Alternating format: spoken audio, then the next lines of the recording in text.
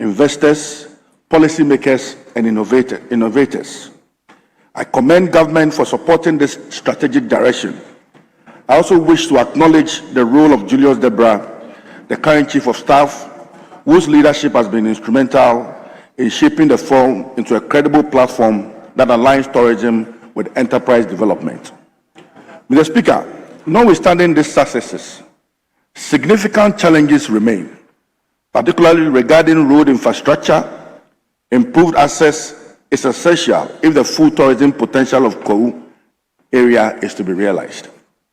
Of particular significance is the road network from Akwesihun to Chinrase through Obo, which links onwards to Obomin to Nkoko.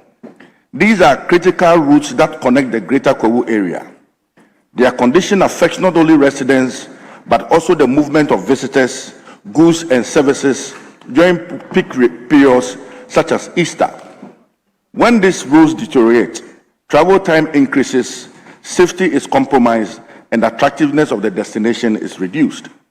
Similarly, communities such as Dadoso, Esubone, Nketepa, and Amate possesses substantial tourism assets but will remain constrained by poor access.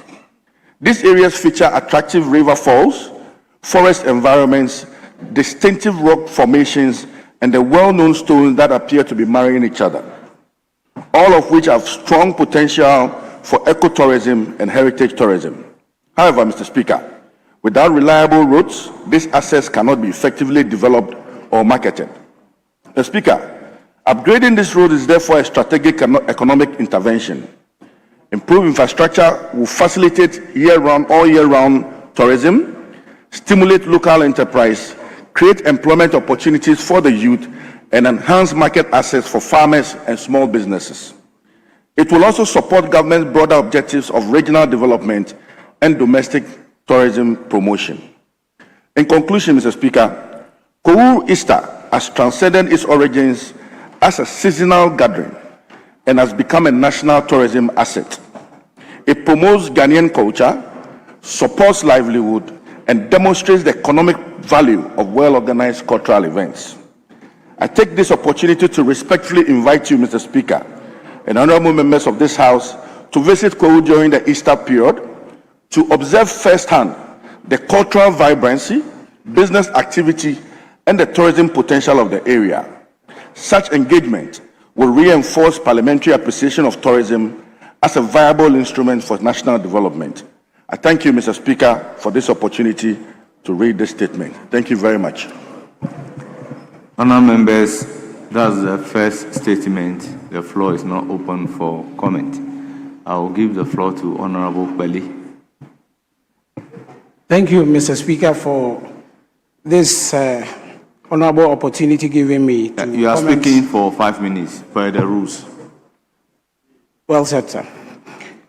Thank you for giving me the opportunity to comment on the statement ably made by the Member of Parliament for Kwahu South, and to buttress on the statement and its issues touched on. Kwahu, as we popularly will acclimate to it, has become one of the renowned seasonal occasions that pops up in the life of the country. Culturally, it beefs the understanding of citizens of their heritage and where they come from. It bonds the elderly and the young ones together. It brings back the cosmopolitan cities back home to appreciate and develop their roots. Economically, the Kwahu Easter Festival has become one of the eye-opening events that happens within the eastern region, and I'm privileged to be part of the Kwahu enclave, the Afram Place North and Afram Place South. With the Kwahu Festival, I say many who did not know the potential of such constituencies being opened up to economic activities have now gained significant significant investment through the Kwahu Easter Festival. And it has opened up ideas for tourism such as water tourism, and water sports, which is about to take place immediately. The president cut short for the bridge between Kwahu Adoso and Echi Amanfrom. I'm happy the honorable member has appreciated the torch-bearing capabilities of His Excellency John Dramani Mahama, and I can assure him the roads he mentioned, Adosu to Echi Amanfrom, is under speedy rehabilitation and would also boost the morale of the Kwahu Festival. That is a credit to the NDC government. And I want to say that in that regard, it is very okay if we say that as a country, these kind of festivals will be replicated in parts of our country so that our indigenes can go home, help culturally, develop economically, and socially interact with each other to make Ghana a better place to live. Thank you, Mr. Speaker. Yes, Honorable Kinsley Nyako. Mr. Speaker, I'm grateful for the treasured space to make few commentary to the statement ably made by the MP for Imprayeso, Honorable Davis Ansan Opoku, on the topic statement on Kwahu Easter celebrations and tourism development. Mr. Speaker, before I delve a bit deeper into the statement, I'd like to take the opportunity to underscore and even reiterate the significance of the Easter period or the festivities, or the period that the Savior, Jesus Christ, was humiliated, was crucified, buried, and resurrected. It was a moment that brought peace, salvation to humanity. And this is a period that we shouldn't take for granted, but we have to relish in it and take solace in its benefits in terms of what it has made the world and some of us. And I will plead that this period should be a period for sober reflections, deep introspections about our lives, about our country, and how collectively all of us will live meaningful lives to ensure the continuing progress, development, and prosperity of this country. Mr. Speaker, now to the statement. The Kwahu festivities have been a long-standing cultural heritage that brings not only the people of Kwahu, but the entire Ghanaians and even beyond our borders to enjoy the cultural relevance and all its accompanying benefits to us. Mr. Speaker, there's no doubt that the Kwahu Business Forum is an innovation that will help to bring business minds together to provide business ideas, networks, and all that to ensure that we benefit on indigenous resources to be able to make Kwahu a more better and meaningful place. Mr. Speaker, in as much as I want to commend the introduction of the Business Forum, I also want to pat the back of all those persons from that enclave, the businessmen, the indigenes, who have over the years ensured that the Kwahu festivities become a yearly celebrated activity. And all such persons, Mr. Speaker, I think they deserve my applause and commendation. Mr. Speaker, we know that every year, if anything at all, these period brings about some notable economic fortunes. The sellers, the traders, they get some temporal benefits in terms of income. Mr. Speaker, and some of them are able to get income that is able to help them to take care not only for themselves but their children in terms of their education and all that. Mr. Speaker, it also gives the government opportunity to also get some tax revenue because that period taxes are paid by those who buy and sell, and all these go to support the economy. Mr. Speaker, I would like to suggest that we do our best to make this yearly festival a more enduring one in terms of deliberate and intentional investment. It shouldn't be a yearly ritual. It should be a ritual that is intentional and that also brings about more resources, more job opportunities, maybe permanent, that will benefit the people and the entire country. On that comes the Speaker, I would like to part the back or the make of the statement, and I'm hoping.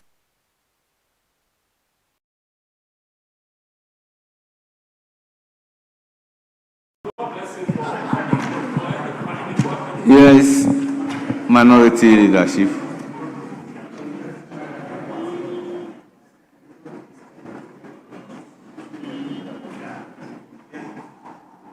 Yes, you have the floor. Thank you, Mr. Speaker, for the opportunity, and also a big thank to my brother who made the statement, Honorable OPK. Mr. Speaker, often when we say Kwahu or Easter, people think that it's all about the Easter or the festive or the occasion. Kwahu play significant role in Ghana economy. Even though we are small area, we have about 25 towns or communities in totality, or the big towns, but we play significant role in Ghana economy. We have a community called Ubokwe, Empraiso, Obome, Atibie, Kwawa Sakraka, Nkwetia, Abene, Pepiase, Abitifi, even Afram Plains. We have Afram Plains, Kwahu Afram Plains North, Kwahu Afram Plains South. But if you check Ghana economy, the Kwahus play major role in Ghanaian economy. For instance, if you mention about Aliza Hotel, or Seconds, or Chumberima, or Multimedia, Chum, or Ghana Brewery, we have big men who play significant role in Ghana economy from Kwahu. But often we always talk about the Easter. So people know Kwahu by the Easter, but they don't know the impact that the Kwahu play in Ghanaian economy. So I will urge government that most of developmental projects in Kwahu enclave is done by individuals. For instance, my hometown, Ubokwe, is a tile road, and it's normally done by the individuals, same as other communities. So I will urge government that they should take particular engagement into Kwahu. For instance, our rules, some of the rules are deplorable. Some of the rules are leading us to death. We will say that individuals cannot do it alone. So Ghana government should also play a role. Once there's a business forum annually in Kwahu, government should also do well to help Kwahus to develop Kwahu. In this note, I thank you, Mr. Speaker. What? Yes. Okay. Yes, in this case, Mr. Speaker, I thank you for the opportunity. Minority Leader, I thought you have yielded to him. No, we agreed 1-1 and then leadership. So the one at your side is Kinsley Nyako. That's why I came to minority leadership. And then you give him the floor. Very well. You have the floor. Because from the majority side, Peli was the first person to speak. So that one has been satisfied. Kinsilinyako was the second person to speak. So that one from the minority side has been satisfied. That is why I called on you as a majority leader. He's not your member, but there's no rules that prevent you from yielding to him. Well, Mr. Speaker, the majority chief whip, beckon you to call his member.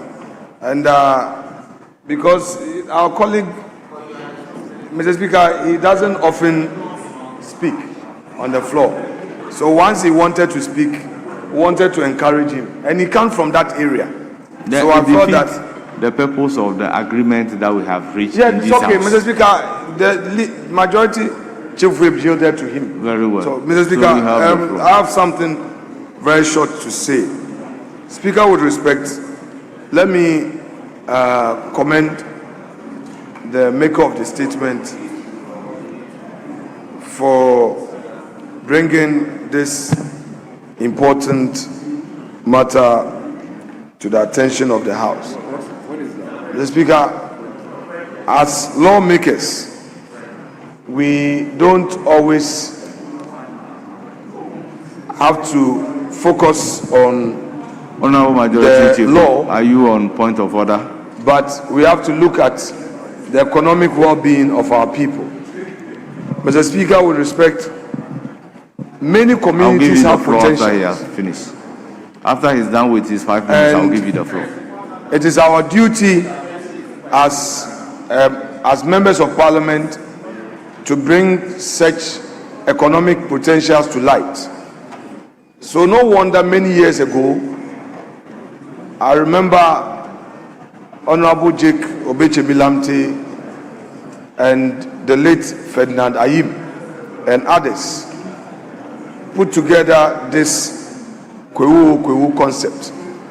And through that, there was a certain level of attraction. Mr. Speaker, recently, we've also seen the industry of the Member of Parliament for Gomwa Central. And Mr. Speaker, he's really projecting the Gomwa Enclave. I have heard about the Gomwa Festival. This morning, he brought the paramount chief of the Gomwa Ejumako traditional area, and they were engaging MPs trying to attract all of us to the Gomwa Enclave. What does he seek to do? To open up the economy within that enclave. So, Mr. Speaker, I think it's very encouraging. Each one of us in this chamber has a story to tell regarding the community he or she comes from. I think that is an advantage for us to begin to tell the story of our area. If we tell the story well and we are able to attract tourism into our area, and Mr. Speaker, just for the avoidance of doubt, the tourism in this context is not getting foreigners to fly in. I'm talking about local tourism. People from other areas coming to your area to learn about the culture. It also helps with the tolerance we need as a people. Mr. Speaker, whilst at this, let me also inform the House that in my own community, Futu, we celebrate the deer hunting festival, known in our local parlance as Abuachri, where the two Asafo companies go into the forest to hunt for a live deer. And Mr. Speaker, the full story of this festival I'll find another day to share. But on this occasion, I just would want to remind members of parliament that the first Saturday of May is the climax of Efutu Abuachri. They will be on break. They should find time and visit Winneba, come and enjoy with their families. We are not talking about foreign tourism, we're talking about local tourism, and explore the potential we have in our area. We have a beautiful beach. You need to come, bring those who have the means to invest in the beaches, build apartments, and have a home away from home. Winneba is just about 30 minutes from Accra, and I'm sure when the road is done, it may even be less. Members, those from Asawase, Boko Central,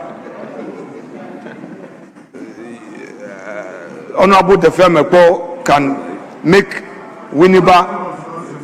Saudai, I know that, but I know Asawase very well. Mr. Speaker, I want members of parliament to make Winneba a home. Mr. Speaker, Adaklu, member of parliament who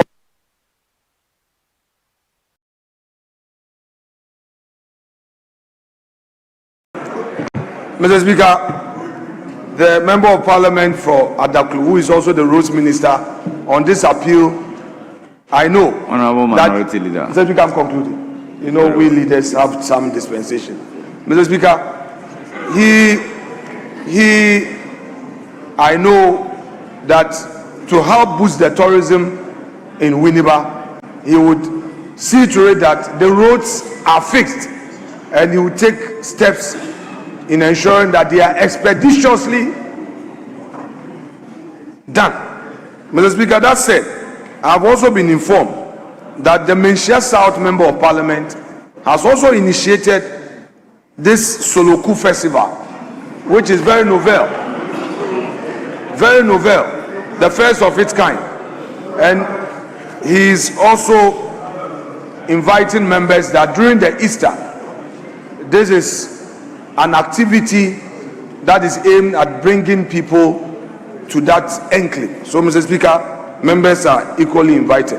Mr. Speaker, that said, I would want to thank our colleague, the Member of Parliament from Praeso, for this initiative of making this important statement. Last year, the Majority Leader and my good self graced the occasion, the Kwahu Business Forum. It brought a number of businessmen into that enclave to discuss business potential. We often talk about creating jobs, and all we talk about is the formal sector and government jobs.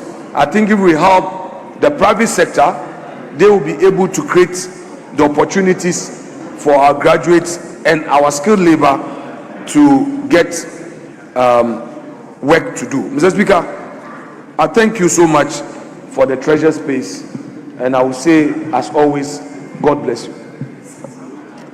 Yes, Majority. Speaker, I rose in pursuance of Order 122 to intervene at the time that the Minority Leader was trying to settle whether or not he would get a chance to speak. Speaker, these days, MPs, we face danger. He said something about the Honorable Apia Boatin. He said the member sparingly speaks on the floor. That comment can just be cut, sent to his constituency, and it will cause political harm. So I was trying to draw attention to get him to withdraw that, so that the visuals too can take care of that portion of the statement. Because, Speaker, a lot of these things, Speaker, with respect, I think the Chief Whip is very right. You know, sometimes it's not about the intention, but how it is put. So, Mr. Speaker, that said, I think it's fair. I've taken a cue. So the statement is accordingly withdrawn. One attributed, Yes. in that context, should be off our record. So it should be a sponge, as if it doesn't exist. That brings us to the end of that statement. Then we have another statement on tuberculosis by Honorable Dr. Market Nawani. You have the floor.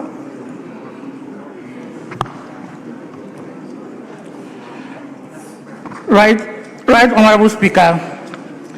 I rise on this day, pursuant to the standing orders of the Honorable House, to make a statement in commemoration of World Tuberculosis Day 2026, which is observed every year on 24th of March to raise awareness about the ancient disease, tuberculosis, and to mobilize stronger political commitment towards ending the devastating disease. Right, Honorable Speaker, the 2023 UN high-level meeting on TB adopted a political declaration aiming to end the epidemic by 2030, promising to treat 45 million people between 2023 to 2027 and accelerate development of new tools.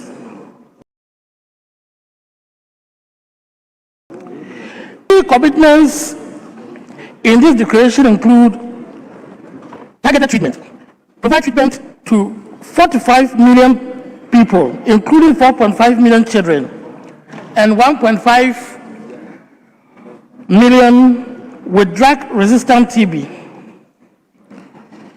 Preventive care. Deliver preventive treatment to 30 million people. Funding goals. Increase annual global funding for TB research and development to $5 billion. Health access. Implement 90% coverage of TB services and ensure access to affordable diagnostics. Rights-based approach. Tackle stigma, discrimination, and legal barriers. Ensure inclusive, community-led, and people-centered care. Ghana's contribution to the fulfillment of these global commitments has been of a mixed picture. While achieving and sustaining at least 90% treatment success rates for persons diagnosed with TB year to year, low case detection, and insufficient funding to improve access to TB services have slowed the pace towards the end of the epidemic.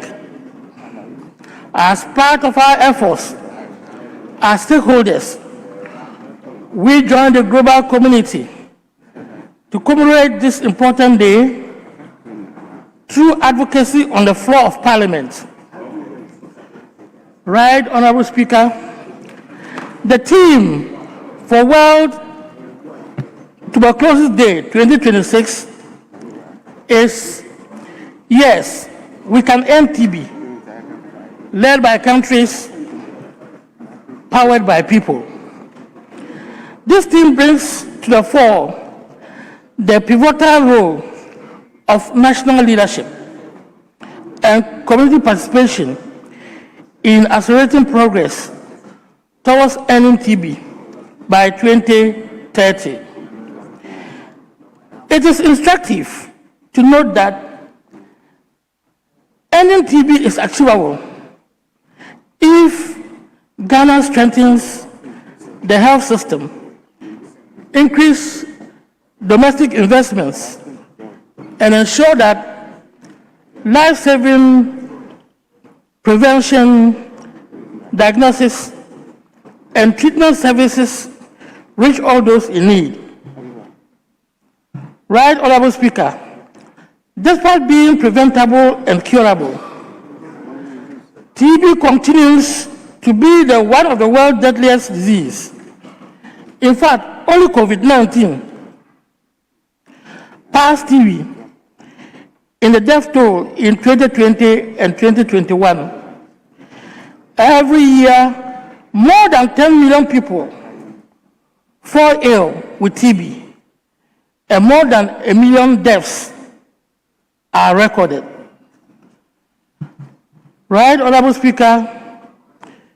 In Ghana, a lot of efforts have been made to find the people with TB and treat them.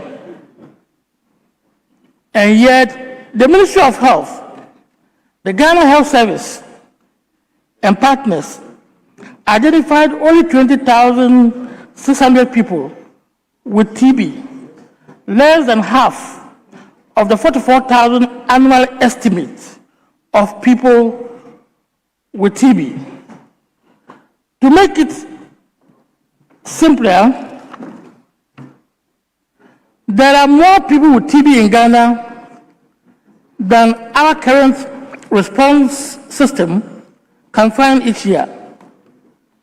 This means we are sitting on a time bomb because the undiagnosed and untreated persons would continue to spread the disease to those who are susceptible. All of us are at risk. Right, Honorable Speaker? Yes, we can end TB, led by countries, empowered by people, should be a wake-up call to us as parliamentarians. The Parliamentary Select Committee on Health acknowledges the government of Ghana's commitment to strengthen the national TB response through increased domestic financing and stronger health system interventions. But a sustainable effort is needed through a massive domestic resource mobilization drive and national ownership of the TB program, instead of relying on donor funding, which is diminishing tremendously. In this regard, the committee welcomes the government's commitment to strengthen health care delivery through the free primary health care initiative, designed to expand access to quality health care services across the country. A deliberate, well-thought-through plan to include provision of diagnostic equipment for TB, such as digital AL, enabled X-rays in the Ghana Medical Trust Fund, Mahama Cares, is needed. These new technologies have the capability to integrate diagnostic beyond TB to include the non-communicable disease. The possibility to apply technology to provide integrated, holistic care is a solid strategy we can adopt in these times of scarce resources in the health sector. By this means, the government of His Excellency John Dramani Mahama is positioned to make this year's theme for World TB more meaningful to the people of Ghana.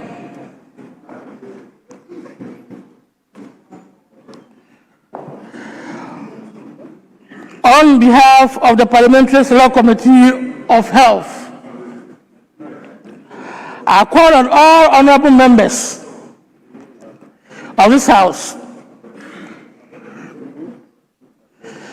government institutions, development partners, civil society organizations, and the Ghanaian public to support the collective effort to end TB in our country. Together, yes, we can end TB, led by our country Ghana and powered by Ghanaians. Right, Honorable Speaker, thank you very much. Honourable members, that is the statement on tuberculosis. It's not time for comment. Subject to the same restriction by 1 comment. I'll give the floor to the doctor facing me. Thank you, Mr. Speaker, for the opportunity to contribute to the statement ably made by my committee chair on World Tuberculosis Day, which was 24th of this month. I think it is not the day, but it's recommended that we sound the alarm bells to Ghanaians about the fight the government and the world is taking to eliminate tuberculosis by 2030. If you look at the history of tuberculosis, it was first discovered in the 1900s. By 1970, the European countries had resolved to reduce tuberculosis to about 5%, even before the advent of treatment of tuberculosis. It means that it is not dependent on a drug that tuberculosis can be eradicated, but it depends on some few factors. The most important of them all is sanitation, personal hygiene. We can spend so much money buying equipment, diagnosing people of tuberculosis, and giving them treatment to take for 6 months, direct observational treatment. We may be fighting a battle that we can never resolve. My recommendation is that we advise the public and educate them on how to prevent themselves from contracting tuberculosis. Because if you look at our environment, most people with tuberculosis are the very vulnerable, poor nutrition, people with chronic ailments like HIV, people who are working in sanitary departments, people who live in very deplorable communities. So if we don't uplift these people in these communities, those working with sanitation companies, provide them with the needed PPEs, they will continue circulating the disease every day and every night. Sometimes you watch people working with sanitation companies, they are sitting on the garbage without nose mask, without anything. And from there they even get home, lie in the rooms with their wives and children without proper ventilation, which is the main cause of the transmission of the bacteria.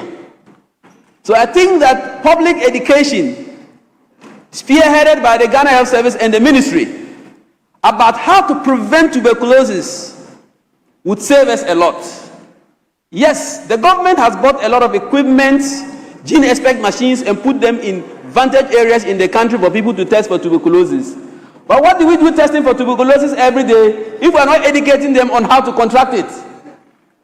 So let's emphasize on primary health care, public education, and in that way we can minimize the transmission of tuberculosis. Yes, there are groups of people who, due to their jobs, they contract tuberculosis. Those working at the mining sectors, those working in caves.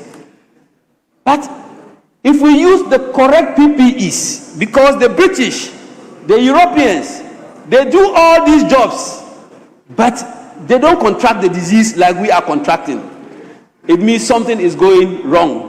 So let's adhere to proper hygiene, proper sanitation in our communities, proper ventilation in our rooms and offices, and then we let people wear nose masks if you think you have a cold. And if you think you are going into an area whereby ventilation in that area is not good, like if you have a cold and you are a member of parliament, please, you recuse yourself and don't come with it and spread it. That is the way tuberculosis is spread. Or you wear a nose mask to ensure that you don't give out the bacteria or the viruses in case you have it to other people. So that is the word of advice I have for Ghanaians and how I can contribute to the statement ably made. After the treatment, you go to hospital, they will diagnose you and they'll give you a treatment that you must follow punctually. You shouldn't miss a single step. You take the drug every day, non-stop, for 6 months. And please, it's free. And also, it is not bigger than a ball of banku you swallow, because you can put it in a spoon and take it. So please, those with tuberculosis who are taking drugs, ensure that you take the drugs. And if the assemblies or the hospitals realize that there are people who have tuberculosis, screen their community, screen their families to get those.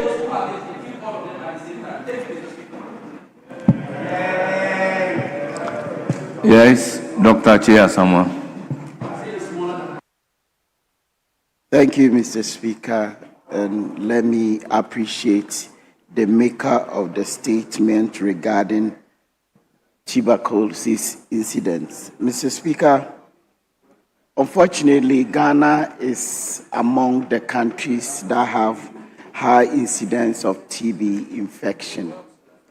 And one thing that one wants to repeat is the fact that if one person in this chamber has an active TB infection, the likelihood that majority of us could contract it is very high.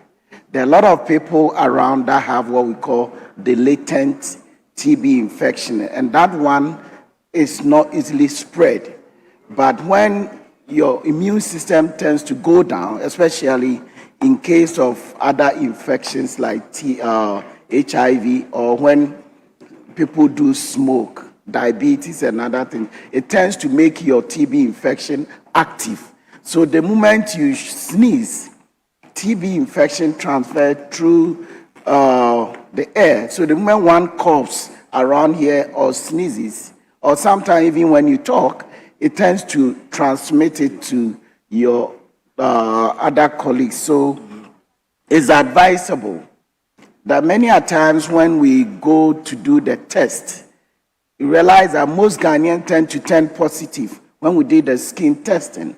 So in advanced countries, they normally recommend, and you get Ghanaians having to go for the chest X-ray to be able to determine whether they have an active TB infection or not. So I would advise, at least starting from this chamber, as many as possible should be checking our status of TB infection. We also know the BCG vaccine could reduce the infection rate by 50%, especially from childhood. So as many that can get the vaccine, Mr. Speaker, is advisable. Mr. Speaker, one unfortunate thing that we see in Ghana, and my physician colleagues, I'm a pharmacist, so I will deal with the drug aspect, is that leads to a lot of cardiac problems, what we call the pericardial effusion. It's one of the difficult cardiac diseases to treat. Normally, one has to undergo a surgery to be able to recover. And it's not easy, Mr. Speaker, because if you have encountered people that have gone through this kind of situation, it's so miserable, and some even end up losing their life. This is the type of, this pericardial infection in Ghana mostly, they attribute it to TB infection.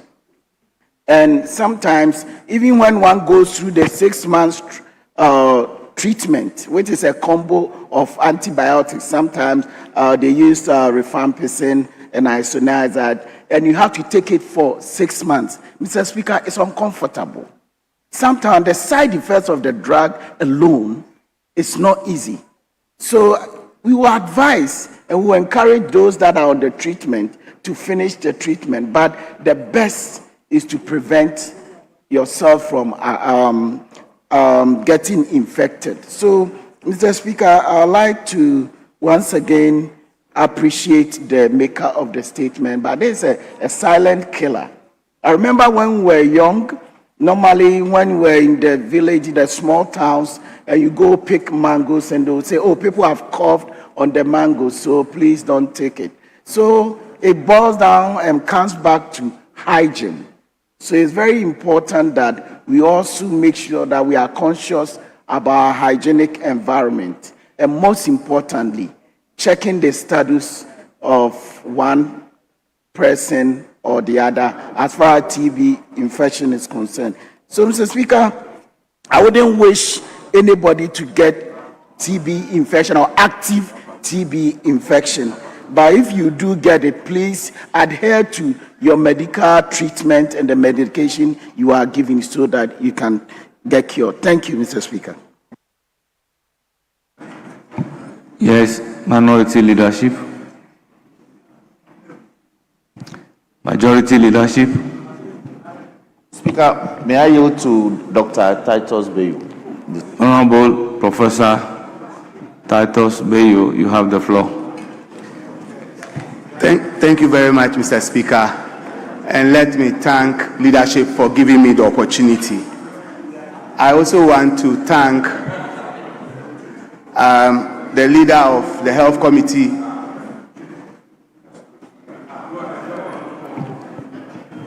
Which of the rules have been breached? Mr. Speaker, we are invoking your inherent powers and jurisdiction that the minority leadership time, if we can add it to Professor Bayo, so that he can be able to have enough time to be able to speak. Apparently, I do not have that inherent jurisdiction. So, Professor Bayo, you have the floor. Thank you very much, Mr. Speaker. Let me thank leadership of both sides for giving me the opportunity, and thank the leader of the Health Committee, my committee chairman, for making this statement on such an important occasion. Mr. Speaker, tuberculosis, as we commonly call TB, is an infectious disease spread by the mycobacterium, and it is unfortunate that in Ghana today, we still have about 129 to 143 cases per 100,000 of our population. This disease is common in persons living with HIV/AIDS and in minors. And with the advent of galamsey, we need to know that the mining population now is ill-defined, which means that the number of persons who may be living with this condition is high. Unfortunately, data suggests that about 9,700 persons die annually of this disease in Ghana, which means it's still a significant concern to us. What are the symptoms of tuberculosis? As earlier suggested by colleagues, cough, productive cough, especially cough that the sputum is associated with blood, is one of the signs of tuberculosis. And if you are coughing persistently, taking different cough mixtures and it's not stopping, you seek health care. Mr. Speaker, another one is that back pain, spine pain, can be coming from tuberculosis. We have what we call the POTS disease, that is TB of the spine. If not diagnosed and managed, can lead to paralysis. And so it can cause significant morbidity, such as all of these. But how do we prevent it? I think earlier speakers have mentioned some of the preventive mechanisms. For instance, ensuring that you have good aeration around you, there is not enough congestion wherever you are. But all persons born in Ghana would have received what we call the BCG at birth. And I will encourage members here, just palpate your left shoulder. If you cannot feel that little scar there, either you have not been vaccinated, or if you were vaccinated, perhaps you didn't react to produce the scar, but it is the earliest sign that you have received your vaccination. On the right, your right shoulder, if you palpate there, you will notice around this part of your shoulder that you got this vaccination as a child. It is to prevent TB meningitis that can be very severe and can kill. These measures have been put in place to decrease the burden of tuberculosis in the country. Despite all of this, we still have a few people, and strong people sometimes, getting tuberculosis. Before tuberculosis will proceed to become an active disease, your immunity must be compromised. And a lot of times, that is why the co-infection with HIV often lead to very bad outcomes of the disease, because HIV would have weakened the immune system, and then tuberculosis will come and make it worse. So I would join my colleagues to encourage people who have been diagnosed to comply with the treatment, because if you adhere to the daily medications, they may be uncomfortable, there may be signs, adverse events of the medications, but compliance will heal you and will save you. Not complying means that you expose your entire family and other persons close to you to this disease. So let us all join the fight. When we go back to our constituencies, let's admonish people to check their status, and especially at-risk populations, so that we can minimize the incidence of tuberculosis. Yes, we can. As a country, we can stop tuberculosis. Thank you very much, Mr. Speaker, for the opportunity. I'm grateful. And now, members, we've come to the end of the statement on tuberculosis. We move to another statement standing in the name of Honorable Emilia Atta, Member of Parliament for Shaman constituency. You have the floor. Mr. Speaker, I rise today at a defining moment in the moral history of our world, a moment that calls not only for acknowledgement, but for courage, not only for remembrance, but for justice. I rise to recognize and honor the historic passage of the United Nations resolution declaring the trafficking and racialized chattel enslavement of Africans as among the gravest crimes against humanity, and advancing the global cause of reparative justice. Mr. Speaker, permit me to begin by commending the President of the Republic, His Excellency John Dramani Mahama, whose powerful and uncompromising address before the United Nations did not merely recount history, but reclaimed truth. He reminded the world that truth begins with language, that words shape consciousness, that the way we name history determines whether we confront it or conceal it. And so today, we stand on the side of truth. Mr. Speaker, there is a profound difference between calling a human being a slave and recognizing that human beings were enslaved. One strips away identity, the other restores it. One normalizes injustice, the other exposes it. This resolution matters because it rejects the language that erased our ancestors' humanity and replaces it with one that restores their dignity. It forces the world to confront an uncomfortable but undeniable reality: that millions of Africans were not passive participants in history. They were victims of a deliberate, systematic, and racialized enterprise that commodified human life on an unprecedented scale. Mr. Speaker, I speak today not only as a legislator, but as a custodian of memory.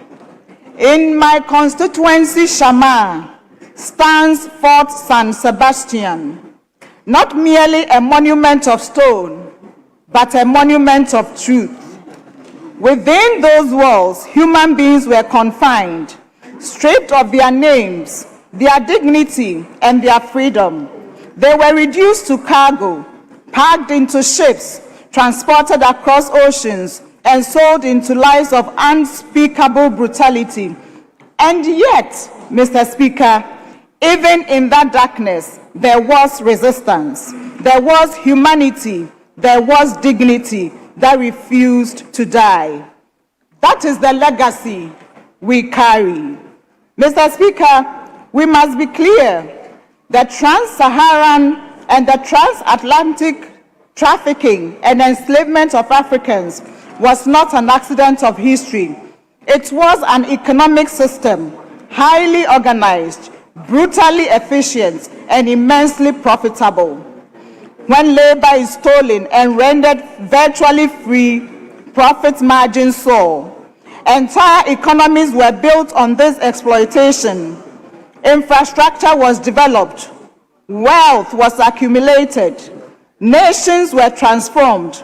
But the cost, the true cost, was borne by Africa and her people, us.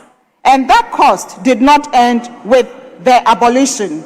It lives on in structural inequities, in global disparities, in the unfinished business of justice. Mr. Speaker, this is why reparations are not a matter of sentiment. They are a matter of justice. They are not about assigning blame to the present for the past. They are about acknowledging that the past has shaped the present in profound and measurable ways. They are about repair of historical wrongs, repair of broken systems, and repair of dignity. Mr. Speaker, there are those who will say that we cannot judge the past by the standards of today, but history itself disproves this argument. At every stage of this cruel system, there were voices of conscience, voices that recognized its immorality and spoke against it. Right and wrong were never unclear. What was lacking was the will to act. And this week, at the United Nations, the world chose differently. 123 nations chose differently.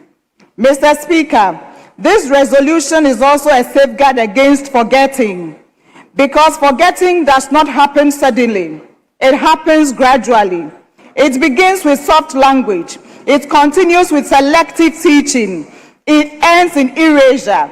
We have seen attempts, subtle and overt, to sanitize history, to replace enslaved people with workers, to downplay suffering, and to obscure truth. We must resist this firmly and unapologetically. For when we forget, we do not merely lose the past, we endanger the future. Mr. Speaker, but even as we reflect on injustice, we must also reclaim pride. Long before the disruption of slavery, Africa was home to great civilization, organized, innovative, and advanced. Our ancestors built cities, developed systems, and contributed to global progress in ways that history has too often chosen to be silent. Our story is not one of victimhood alone. It is one of resilience, of brilliance, and of enduring strength. And that strength is why we are still here today. As a nation, Ghana has always stood at the forefront of the Pan-African struggle for independence, for dignity, and for justice. Today, we are called upon once again to lead in shaping the global conversation on reparations, to lead in preserving our heritage sites, not as relics of shame, but as centers of education and remembrance, to lead in ensuring that the story of our ancestors is told fully, truthfully, and with the dignity it deserves. Mr. Speaker, this is not just a victory for Ghana. It is victory for Africa, for the Caribbean, for the diaspora, and for all people who believe in justice rooted in truth. But let us be clear, this is not the end. It is the beginning, a beginning that must lead to concrete actions, meaningful engagements, and measurable outcomes. Mr. Speaker, in closing, let us remember that history has placed a responsibility upon us to honor those who suffered, to speak for those who were silenced, and to build a future that reflects the justice they were denied. Let us rise to that responsibility with clarity, with courage, and with conviction, because truth has spoken, and now justice must follow. Thank you. Honourable members, that is the statement ably made. Before taking contributions on the statement, permit me with 2 minutes suspension.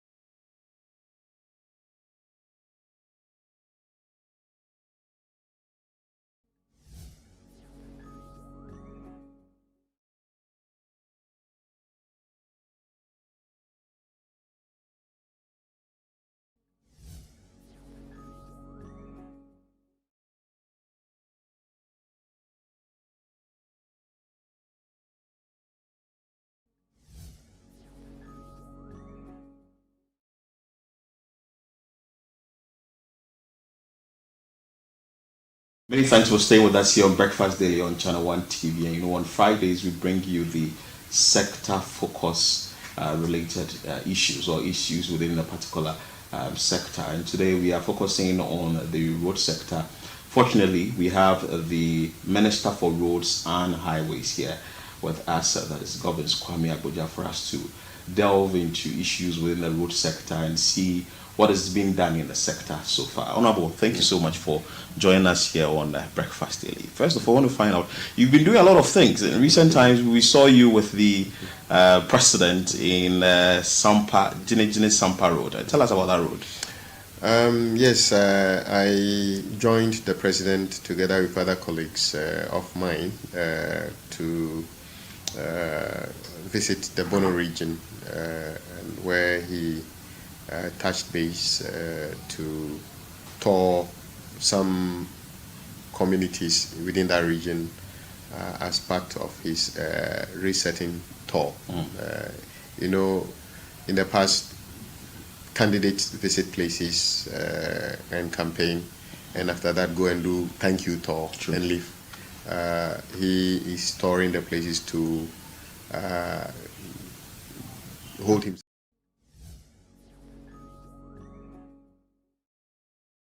Not only West Africa, but the whole of Africa and the world at large. Mr. Speaker, slavery might have come to an end, but the scars of slavery still lingers on. Mr. Speaker, slavery brought about a lot of hardship.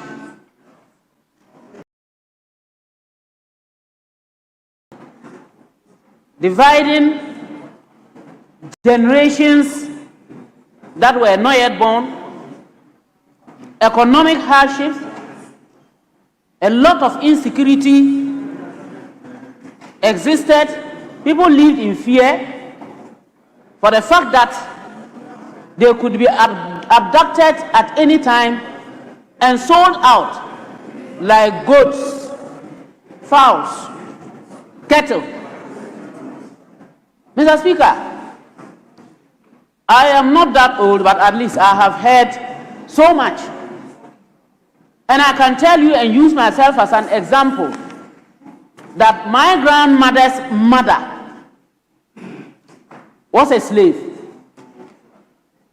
And I was born and I saw her.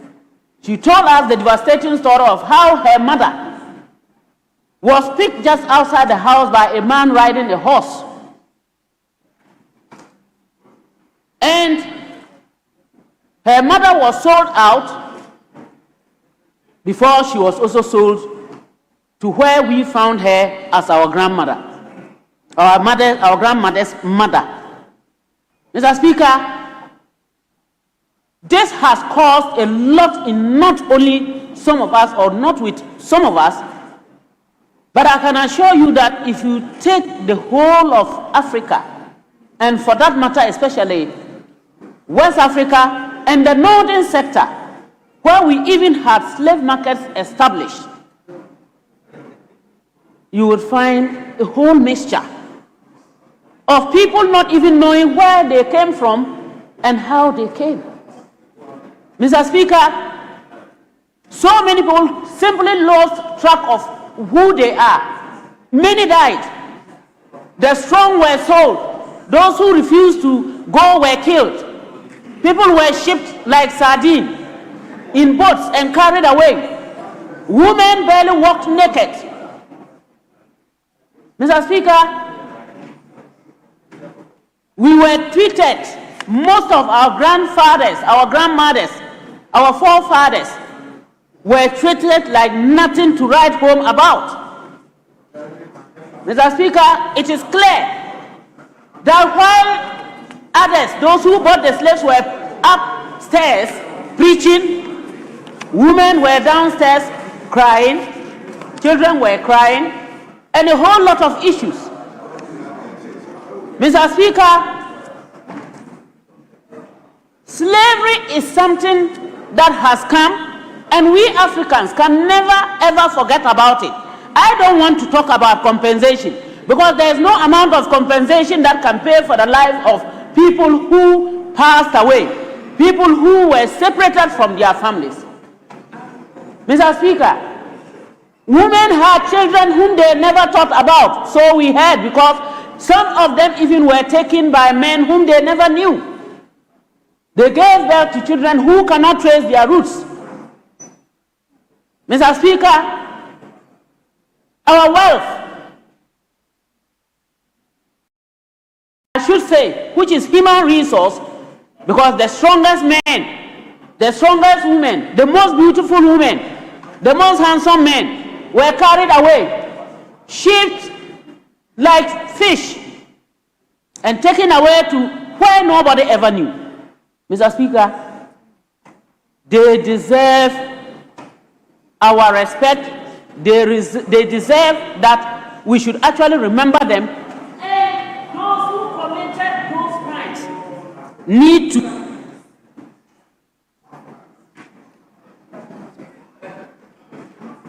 Mr. Speaker, I'm sorry my time is up. And let me say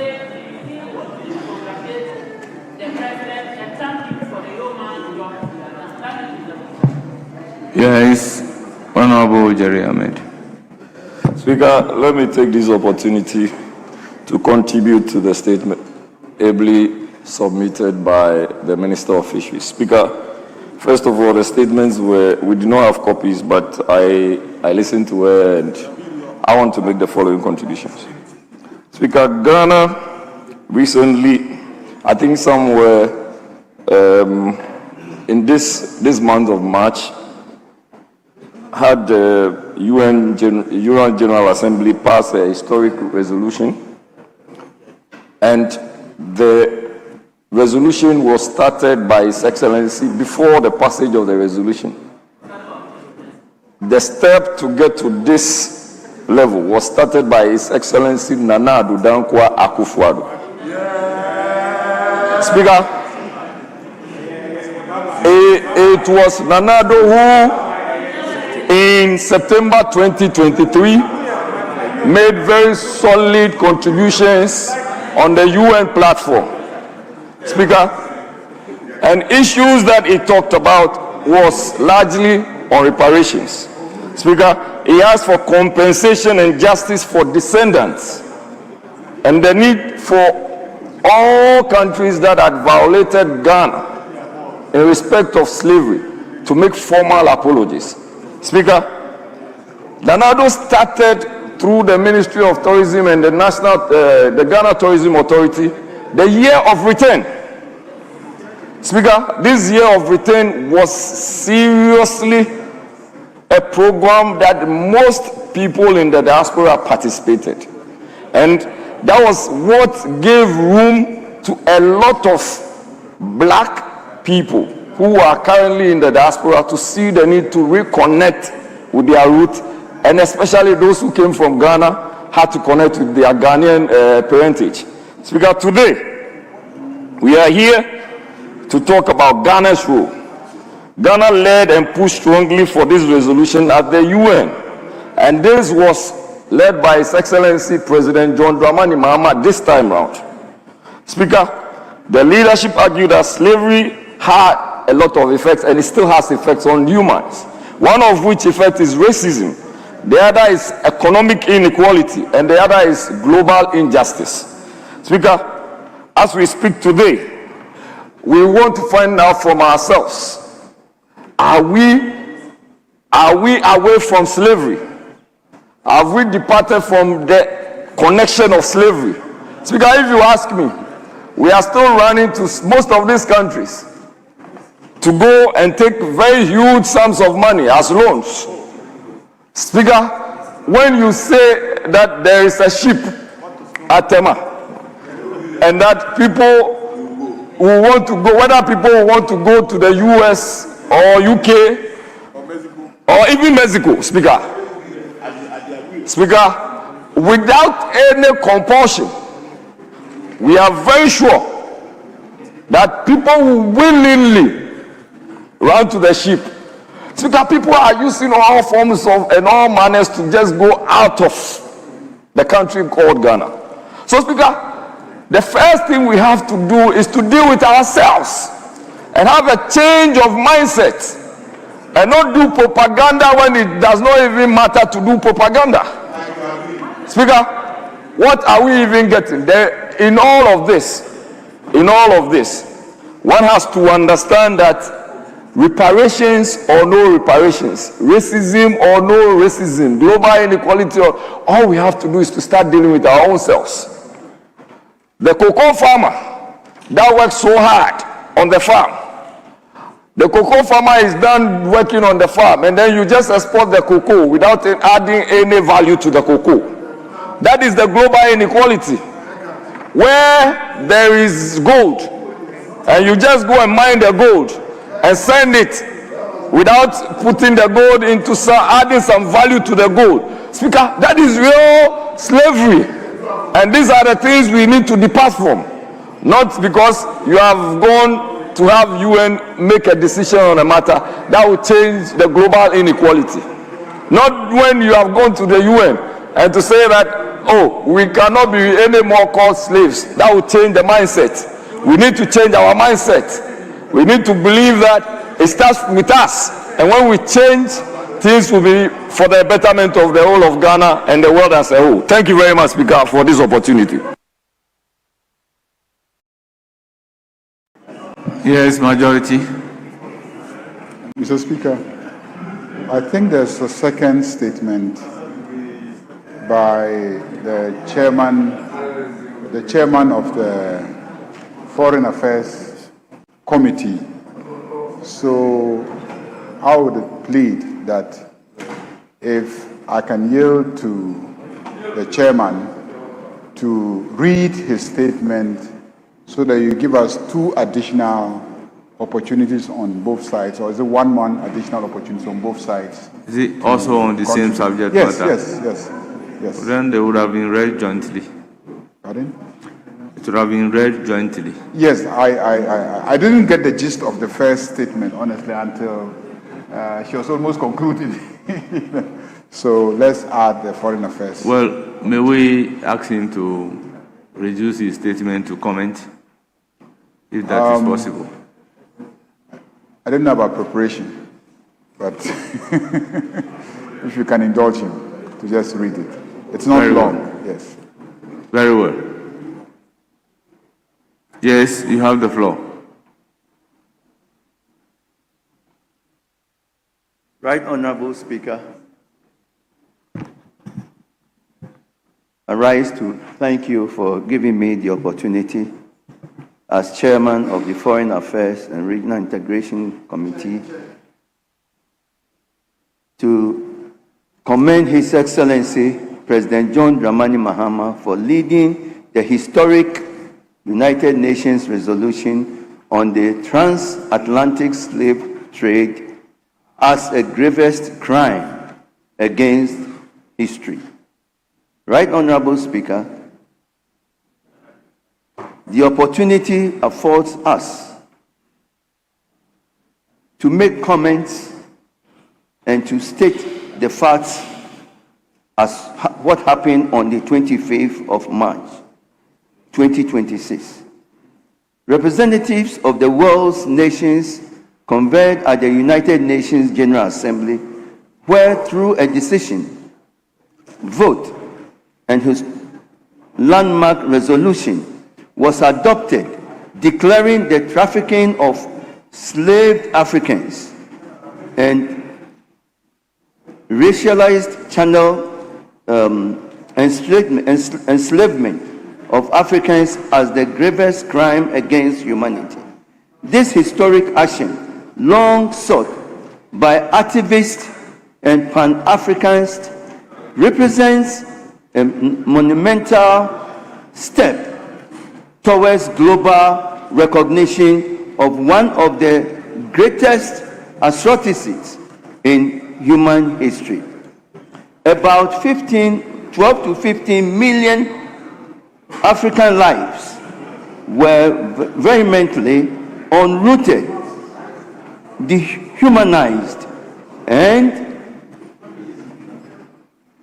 commodified in the transatlantic freight trade, the effects of which continues to shape global inequalities, social injustice, and racial economic disparities in this world. Mr. Speaker, this achievement did not occur by chance. It was the result of purposeful leadership, meticulous democracy, and resolute moral clarity, exemplified by His Excellency John Dramani Mahama, President of the Republic of Ghana. In his distinguished capacity as the African Union champion for advancing the case of justice and the payment of reparations, His Excellency mobilized and unified continental resolve, securing strong consensus with the African Union and the Caribbean community, while constructively engaging global partners across regions. His Excellency John Dramani Mahama articulated a message that transcended rhetoric to provoke genuine international consensus that truth and recognition are preconditions for any lasting reconciliation. Mr. Speaker, we also acknowledge with respect the diplomatic dexterity exhibited by His Excellency as his team in securing broad multi-continental support for this initiative. While some member states chose to abstain or oppose the motion, the resolution adopted by a consensus majority of 123 votes in General Assembly stands as a testament to the universal consensus on this very important matter. Right Honorable Speaker, His Excellency John Dramani's leadership in this noble cause of reparation is an embodiment of Ghana's founding spirit and a spirit of courage, forthrightness, and overwhelming pursuit of justice.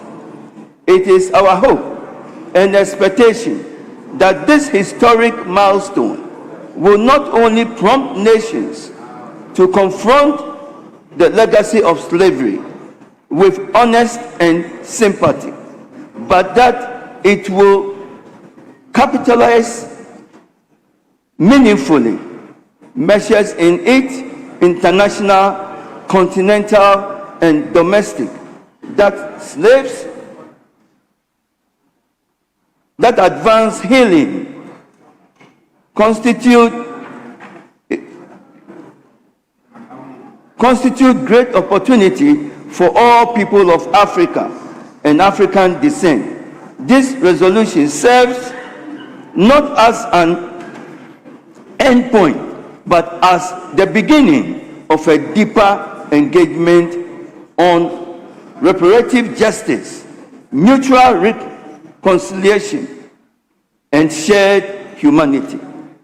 We trust that future generations will look back upon this decision made on the 25th of March, not just as a moment of political achievement, but as a moral truth and triumph in the enduring journey towards justice and reconciliation.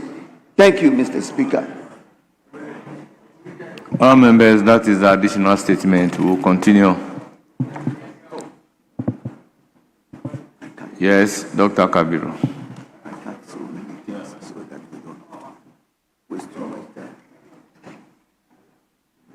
Thank you very much, Mr. Speaker. Mr. Speaker, the issue raised and the statement read by the two respected ministers of state addresses an issue that, unfortunately, Ghana, having chopped this success, is now turning to be a political game. But, Mr. Speaker, for the purpose of this House and for the records, the history of slavery has left reeling effect on the conscience of Africa. It's a matter of fact that the havoc that slavery has caused to Africa, the denial of Africa of the rich human resources, the development of Europe through the labor and sweat of Africans. These historical injustices have been recorded with ocular proof that slavery has caused harm to Africa. And it was for this reason that many African leaders took a decision to, look at the issue of restorative justice. At the heart of reparation is restorative justice, Mr. Speaker. How do we make the victim get some benefit to atone for the historical injustice that have been perpetrated against the victim? That is the heart of this discussion. And under the leadership of the former president, Nana Addo Dankwa Akufo-Addo, as the AU chairman, Mr. Speaker, I have in my hand what we call the Accra Proclamation on Reparation. It was a meeting convened by African leaders under the leadership of President Nana Addo Dankwa Akufo-Addo in Accra in November 2023. And I read, Mr. Speaker, I would want to read a portion of it.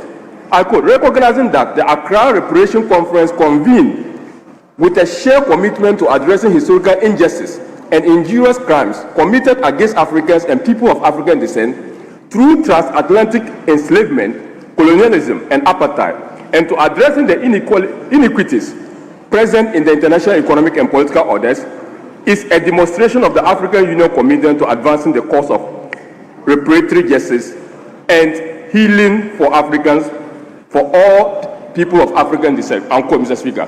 Mr. Speaker, this is the program that the current president, His Excellency John Dramani Mahama, has come to inherit. And it is only well and good that, having seen a good policy that is being championed by leaders of Africa, and he took a bold decision to embrace that, the president needs to be commended. And we on this side will have to commend the president for that. But the problem arises, Mr. Speaker, when the people who initiated this thing, Nana Akufo-Addo, in September 23, 2024, gave a very powerful speech at the UN General Assembly. And that laid the foundation for that particular resolution that was passed. Mr. Speaker, a resolution at the UN General Assembly is not passed within a day. No president can mute an agenda at the UN Assembly in 1 year and put the agenda to fruition. There are several consultative engagements that will have to go on. And that was what went on under President Nana Addo Dankwa Akufo-Addo. And when he did it, Mr. Speaker, unfortunately, people with repute, in fact, prominent people in Ghana, ridiculed the president, the former president. As a matter of fact, they said we were concerned about bread and butter issues. Why is the president going to talk about reparative justice? People were actually making mockery of the issues. Mr. Speaker, as we speak now, unemployment is still there, but we are celebrating reparative justice. As we speak now, electricity prices are going up, but we are celebrating this thing. As we speak now, cocoa prices, they are having haircuts, but we are celebrating these matters. Honorable member, be mindful. Statements are not to generate debate. Mr. Speaker, I'm guided, Mr. Speaker. Mr. Speaker, these are the matters of fact. We don't need to finish the bread and butter issues and address issues that concerns Africa. Even at a time of disaster, we support our neighbors. So this issue of transatlantic slave trade and the effect it has caused on Africans, and the decision by the former president to champion it, and which has resulted into the success today, we have to embrace each other as Ghanaians and celebrate in unison and in chorus, the chorus of hallelujah, Mr. Speaker, because, but for the continuation, we wouldn't have achieved that. But let no one in this house or outside of this chamber ever try to take away the credit that President Nana Addo Dankwa Akufo-Addo, the seed that he has sown, that germinated, and the fruits that we are going to enjoy today, or we are enjoying today. Mr. Speaker, I want to forcefully present that it is not an end. It is not an end to have this passed by the UN General Assembly. We must find ways of ensuring that victims are actually compensated. We have monuments. Let us rebrand Ghana. The year of return. Let us use that opportunity to promote African. Yes, Honorable Soini. Thank you very much, Right Honorable Speaker, for the opportunity to contribute to these statements that have been made by our colleagues. Mr. Speaker, first of all, I wish to congratulate His Excellency President John Dramani Mahama for the initiative and the energy and compassion with which he pursued this agenda of making reparation the most talked about issue today, and also getting the UN to declare slavery as the gravest crime against humanity. Mr. Speaker, I'm a little worried that as we discuss this and celebrate it as Ghanaians, we allow the usual politicking to mar the beauty of this achievement. Mr. Speaker, watching the vote on that day, the pride I felt, I'm sure, was comparable to the pride that the Osajifo Dr. Kwame Nkrumah and his generation felt on the day they stood in celebration to declare Ghana as an independent and free state. Ghana as the first Sub-Saharan African to become independent. And you would have expected that this pride would have been felt by all. Mr. Speaker, but then we go into the debate of whether there's a founder with an apostrophe or a founder without an apostrophe. Mr. Speaker, that discussion never helps anybody. The truth is that many leaders, many activists, many scholars over the years have written and canvassed for support for slavery and reparation to be tabled at the UN. But this fixation of celebrating Nana Akufo-Addo mars the beauty of what we have achieved, because clearly the issue of reparation did not start with Nana Akufo-Addo in this country. It started way back in 1996 when we had the Accra Declaration. In 1996 when we had the Accra Declaration, President John Rawlings was the president in this country and supervised that conference that led to the declaration that Africa must pursue reparation. And so if Nana Akufo-Addo came and continued with it, and President Mahama has put the icing on the cake, why this fixation? So, Mr. Speaker, once again, let us come together as Ghanaians and embrace this moment as one of such moments that truly, reflects who we are as a country that always leads in the best of examples.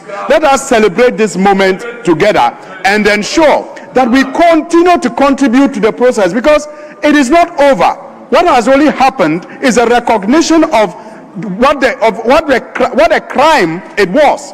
What is left is for us to get our loins and put our acts together to seek the appropriate reparation that will restore our dignity and restore the damage that was caused by slavery. And this fixation of celebrating people must not cloud our judgment. Mr. Speaker, another point that has come up that I find quite disturbing has to do with why it always has to be a debate as to whether Africa deserves reparation when it comes to slavery. Mr. Speaker, around the world, we know that many other, victims of crime have been compensated without this needless distinction of who was a victim and who was a participant.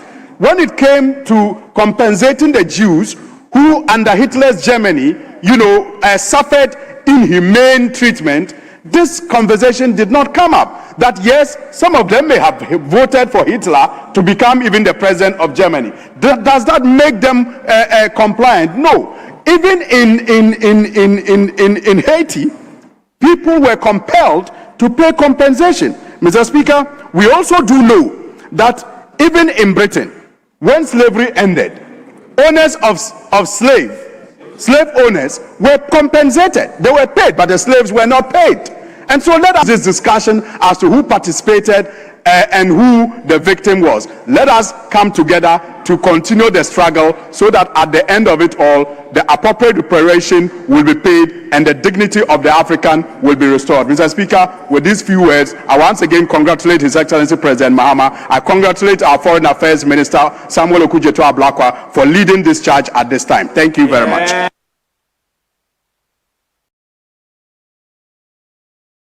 Yes, Honorable Minority Leader.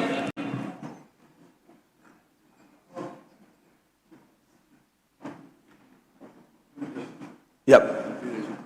Speaker, I would want to commend the colleagues who put this statement together and thank them for at least introducing this subject matter to the House floor. I listened to Dr. Kabiru and I listened to Honorable Suhini. They all got their perspectives right. But for me, at the heart of this matter is the root cause of slavery. So let me try and simply explain how I've come to understand this matter as a student of history. Mr. Speaker, by the way, I did history for my electives in St. Augustine's. Mr. Speaker, then as a young student of history, this is how I understood the slave trade. That some people across the Atlantic needed labor for their plantations,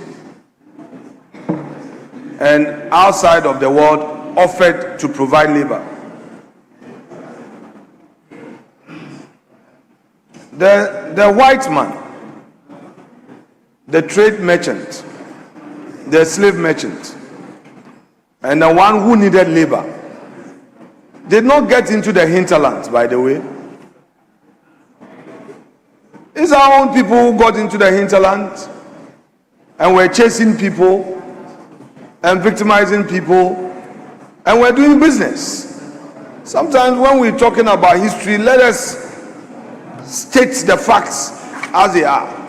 If somebody bets a vessel, a boat at Cape Coast, and you decide to go to the north, go to the Bono area, get to the Ashanti area, get into the Asin area, and you are chasing your own people, the strongest amongst them. Then after 100 years, you say, I should be compensated. We should compensate who? Mr. Speaker, with the greatest respect, I don't want us to create a certain impression that, expressing an opposing view to this whole reparation thing makes you anti-African, or you are not thinking about the suffering. Who suffered? We maltreated our own. We maltreated our own and told the white man that he should also maltreat our own. So, Mr. Speaker, the story must be told and be put in its proper context. That notwithstanding, Mr. Speaker, it is also a fact that inhumane treatment, the unfortunate humiliation, the marginalization, the injustice, the abuse of our ancestors who became victims of this slave trade, Mr. Speaker, must be condemned, and I so condemn him. they were treated as less human. And Mr. Speaker, if that is where the argument is being situated, then Mr. Speaker, I'm all for it. I am all for it. The effort by our president must be commended. Those who preceded him, former President Rawlings, former President Mills, and in the recent past, President Nana Addo Dankwa Akufo-Addo. Mr. Speaker, they've all preached this concept of getting our people back home, especially those who have lost their ancestry.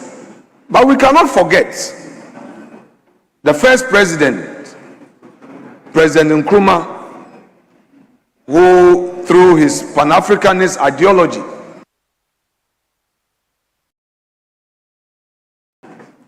preached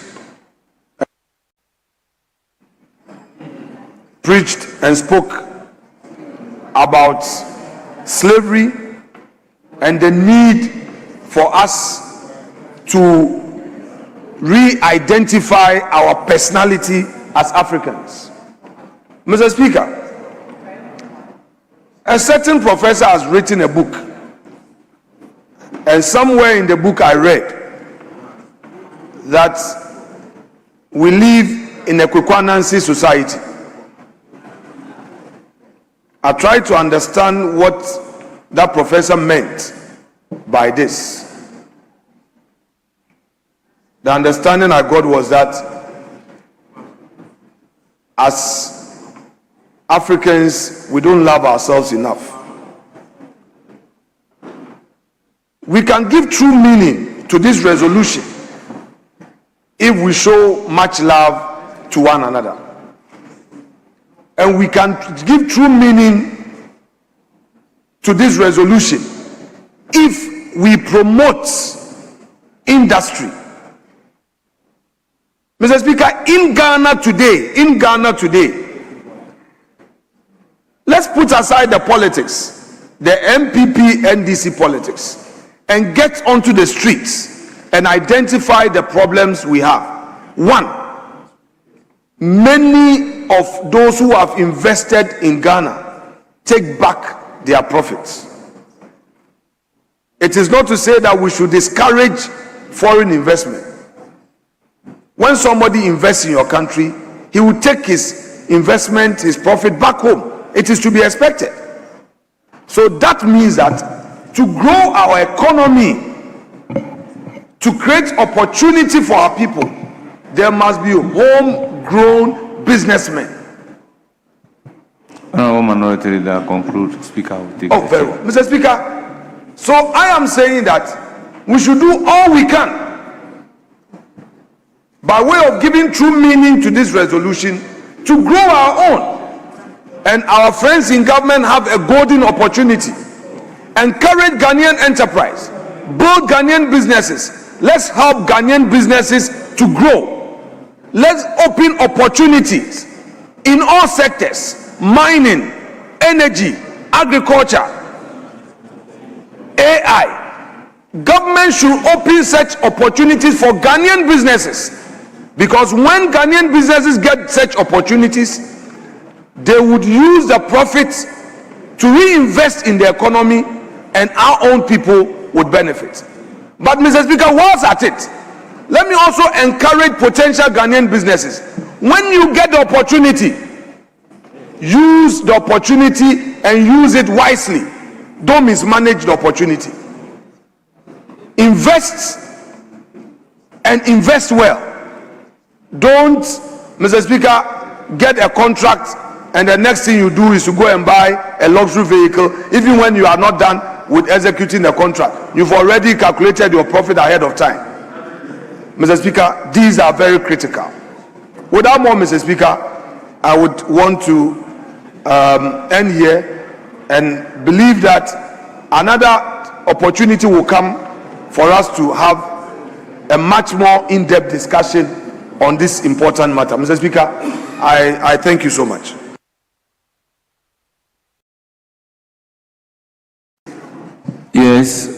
Majority. Thank you very much, Mr. Speaker. And let me join colleagues to commend the makers of the statement. First and foremost, I think it should be made clear to everyone that the issue of reparations did not start yesterday.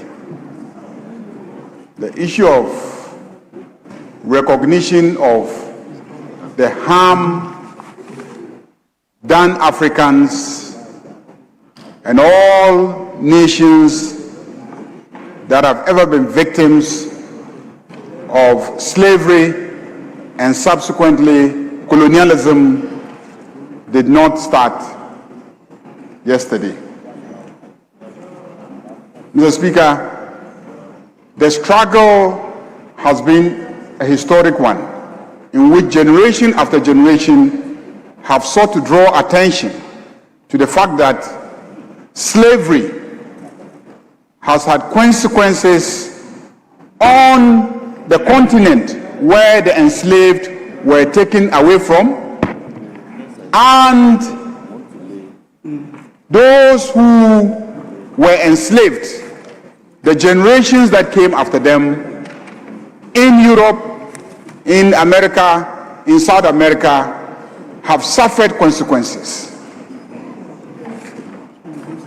That what happened was immoral.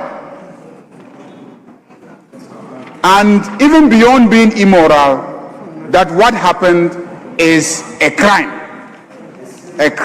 against the entirety of humanity. This has been a historic struggle, and we must recognize everyone who participated in the struggle. And that is why I cannot begrudge anyone for recognizing the contribution of the former president, Nana Addo Dankwa Akufo-Addo, in propagating the principle that Africans must be compensated for the losses and suffering occasioned by slavery. But Mr. Speaker, today the statement is not about those who engage in the struggle. The statement is about the General Assembly resolution that has been passed. That's what the statement is about. The General Assembly resolution that has been passed. Because that resolution constitutes a global endorsement of the principle that Africa has suffered, that South America has suffered, and that people of African origin in the United States, North America, have suffered, and that people of African descent in Europe have suffered as a result of the historic injustice of slavery and colonialism. That many of those countries that have wealth today can trace the origin of their wealth to slavery. Many of the capitalist states today that have become rich started from plantations that were worked on by slaves, and that it is the labor of slaves that helped them to build capital, which later on, added to technology and other considerations, also led to the wealth that those nations are enjoying now. As a result, there is a need to share that wealth in recognition of those who have been the foundation of the creation of that wealth. That is the basic principle around the question of reparations. And it is President John Dramani Mahama who capped it all. Who capped it all. by mobilizing the world to pass a historic resolution in that regard. That is what we are talking about. We are not saying that in his speeches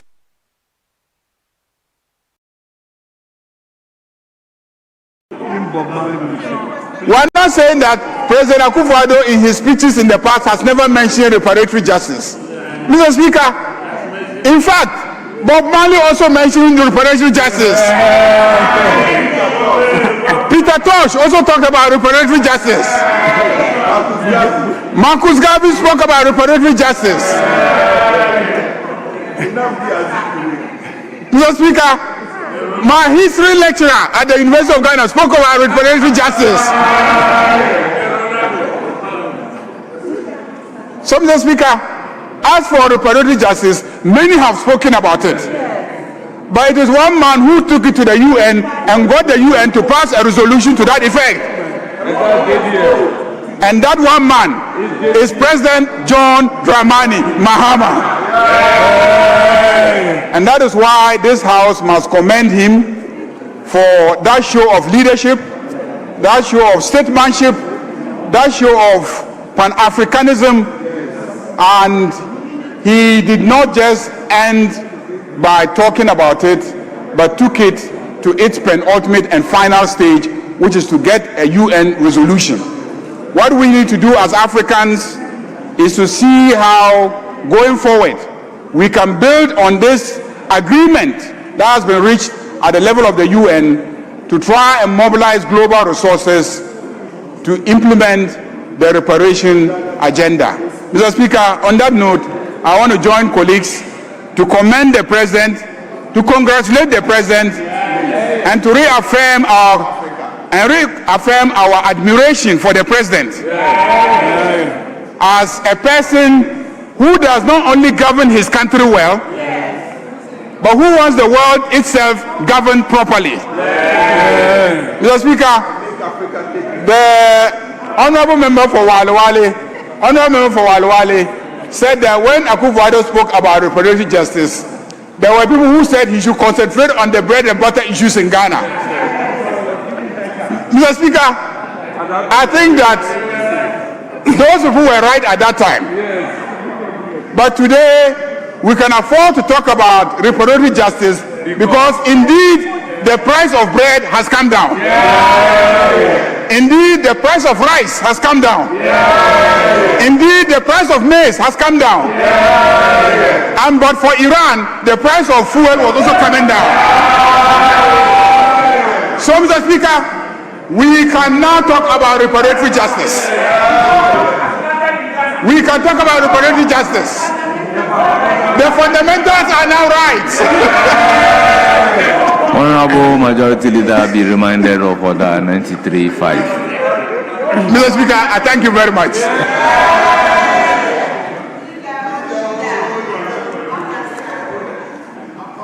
Honorable members, that brings us to the end of that statement. Indulge me to acknowledge the presence of students from Elevation International School, led by Jonathan Mensah, Assistant Head Teacher. They are from Trobu constituency, they numbered 65. We also have Ofanko MA Basic School 3, led by Eric Okai Obain, Assistant Head Teacher. They are from Anya Sotum, they numbered 97. Honourable members, on your behalf, I welcome them to Parliament of Ghana and urge them to have a fruitful visit. Kindly resume your seats.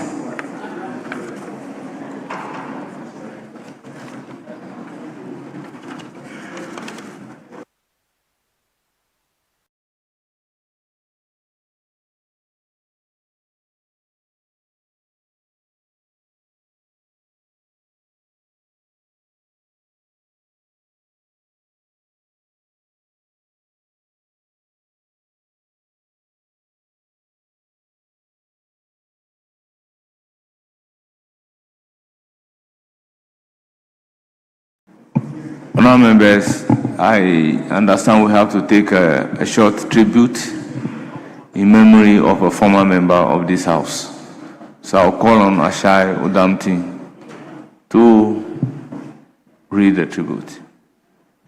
Thank you, Mr. Speaker, for the opportunity granted me to present a tribute in memory of the late Honorable Basil Bade Stanley Kabu. Mr. Speaker, what do people gain from all these labors at which they toil under the sun? Today, I stand in Parliament to eulogize a gentle giant. I speak of a man of great mettle, soft-spoken, always smiling, but firm as they come. A man whose service to country, party, and constituency was so telling, yet so discreet. Many who have benefited from his sterling work may ask of whom I speak. Mr. Speaker, I pay tribute to a distinguished son of the Ningo Pram constituency, our father, colleague, and comrade, Honorable B.B. Kabu, affectionately known as Bibi. His passing reminds us of life's inevitable reality and the sovereignty of God, who, in his infinite wisdom, has called him home.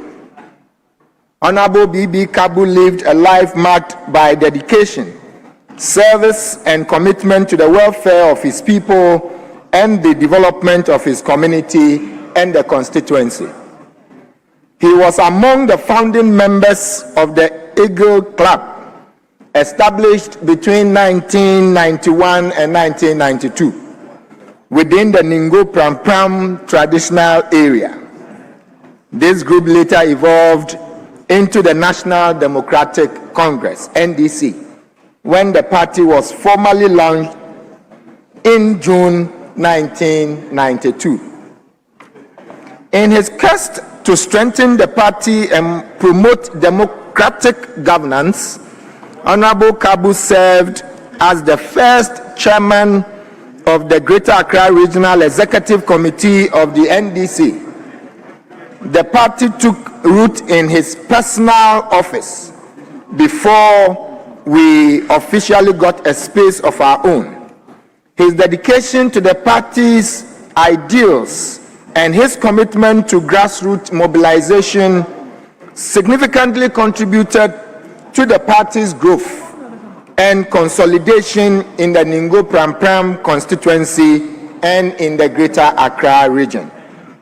In the landmark 1992 parliamentary elections, Honorable B.B. Kabu contested the parliamentary seat for the Ningo Pram constituency alongside other notable candidates from the constituency. With confidence and widespread public support, he emerged victorious. He was duly elected as the first Member of Parliament for the Ningo Pram constituency in the Fourth Republic of Ghana. During his tenure as Member of Parliament, Honorable Kabu showed exceptional leadership and commitment to developing the constituency. Notably, he oversaw the construction of the road from Dowenya through Pram and New Ningo to Jange Bridge, which significantly improved transportation and directly enabled increased socio-economic activities within the constituency. Mr. Speaker, additionally, during his tenure as Member of Parliament, he initiated the idea of bridging the Jange Lagoon between New Ningo and Old Ningo. This followed a visit by the President, Flight Lieutenant J.J. Rawlings, to both communities. The initiative reflected his vision of improving connectivity and fostering development across the constituency. Mr. Speaker, within his 4-year term in Parliament, Honorable B.B. Kabu facilitated several developmental projects that continue to benefit the people of Ningo Pram.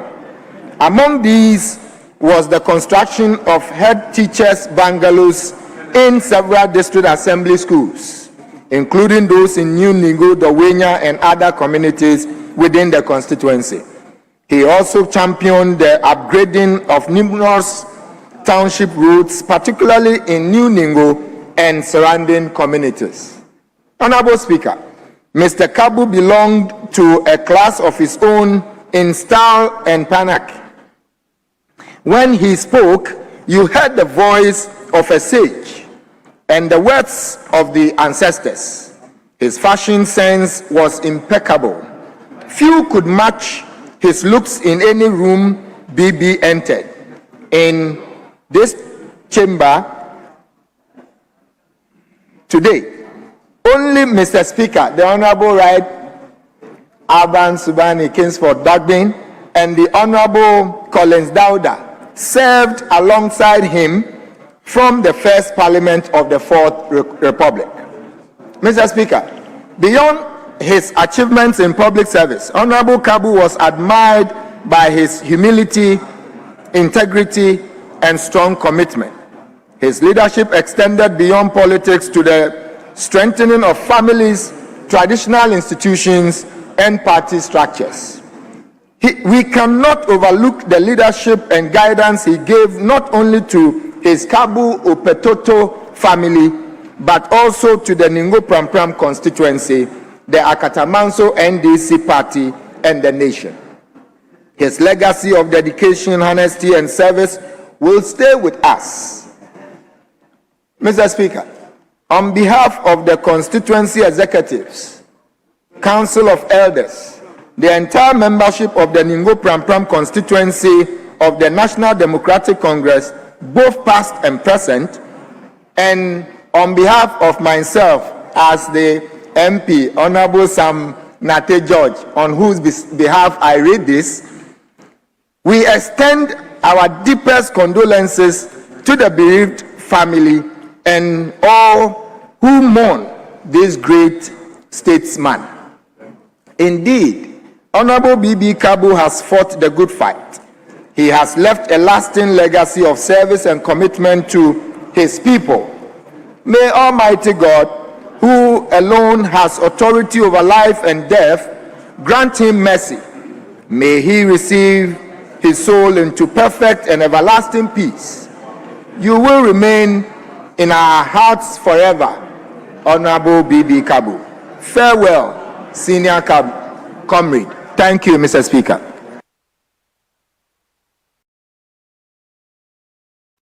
Members, that is a tribute. It's not time for contributions, comments.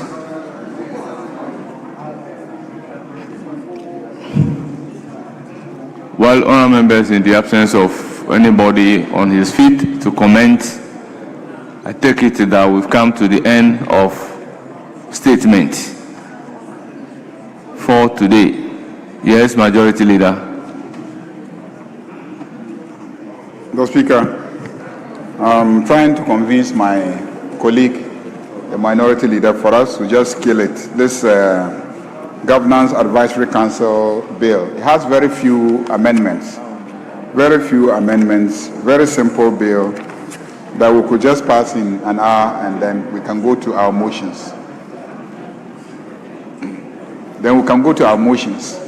Yes, Minority Leader.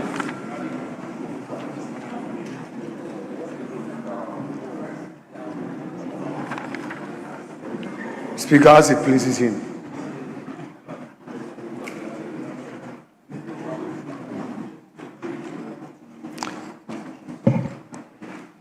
Yes, motion numbered.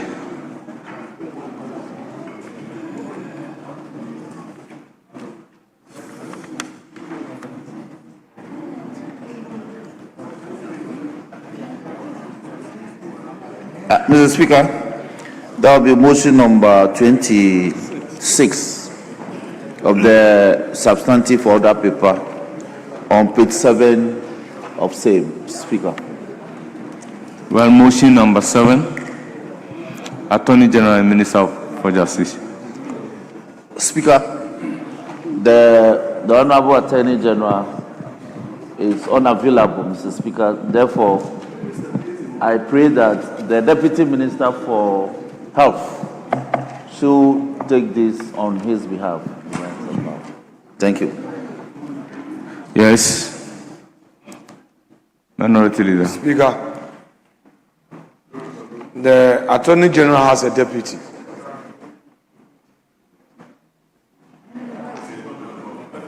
We have an important motion that has been pending all these weeks. We all agree that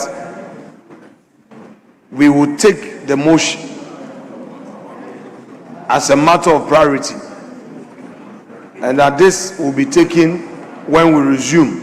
Then out of nowhere, an order paper addendum is printed. The majority always bringing a surprise. And now we are told that a deputy health minister should lay a paper because both the Attorney General and his deputy are not in this chamber without a reason.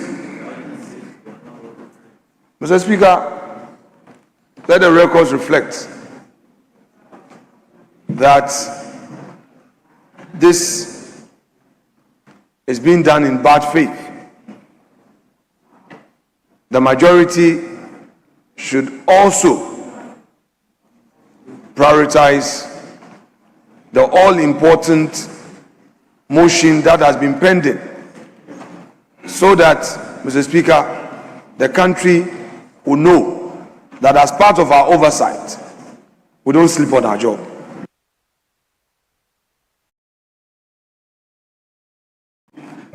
Yes, Honorable Deputy Minister for Health.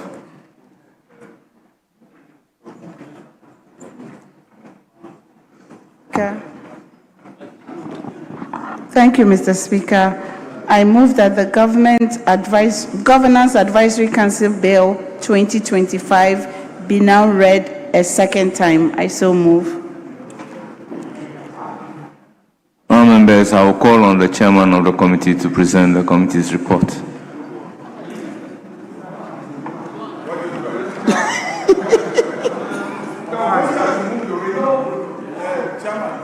Yes. Mr. Speaker, I'm exceedingly grateful.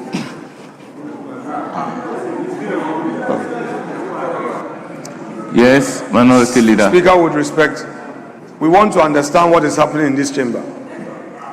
We want to know whether this house is no more a house of procedure.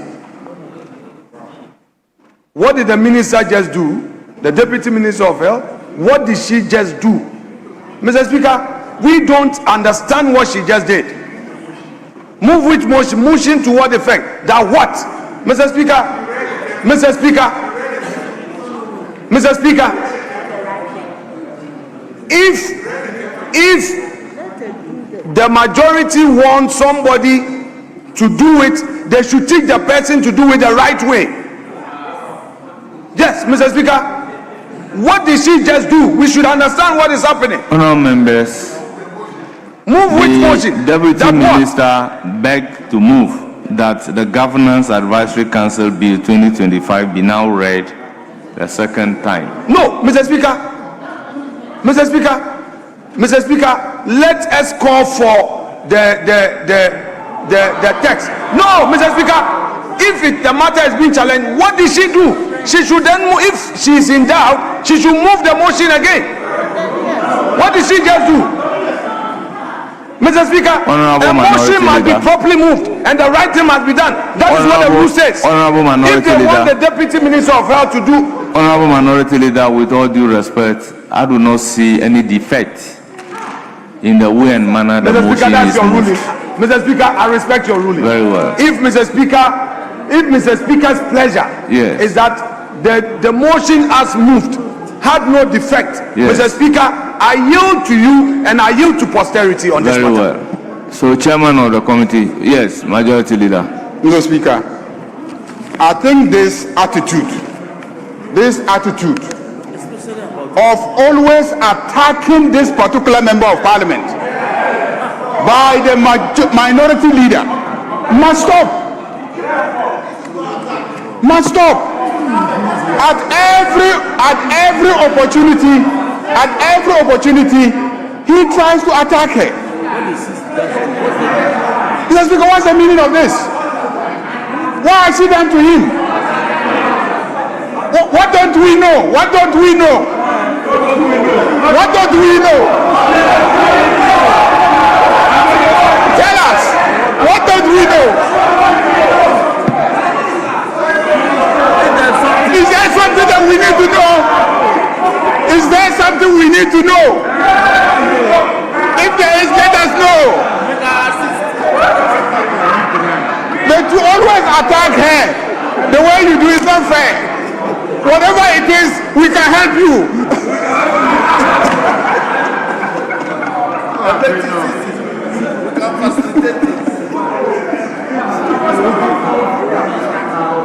Mr. Speaker, we'll go by your ruling. We all heard what she said. We all saw that she moved the motion. Yes, Chairman of the committee. Oh, Minority Leader, I think that's on the lighter side. Mr. Speaker, yeah, you will know. I will let you know.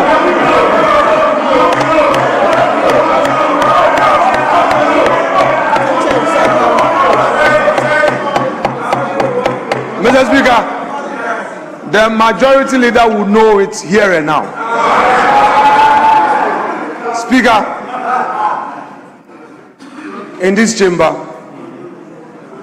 we learn, and we learn the rules. I raised an issue, and Mr. Speaker, as the presiding officer, you ruled. I didn't challenge your ruling. I yielded to your ruling and to posterity. These were my two words. Mr. Speaker, that is a matter of record. I thought the majority leader on his feet was going to raise an issue against my preliminary position in respect of the motion. But Mr. Speaker, he controls his side. He takes charge of training.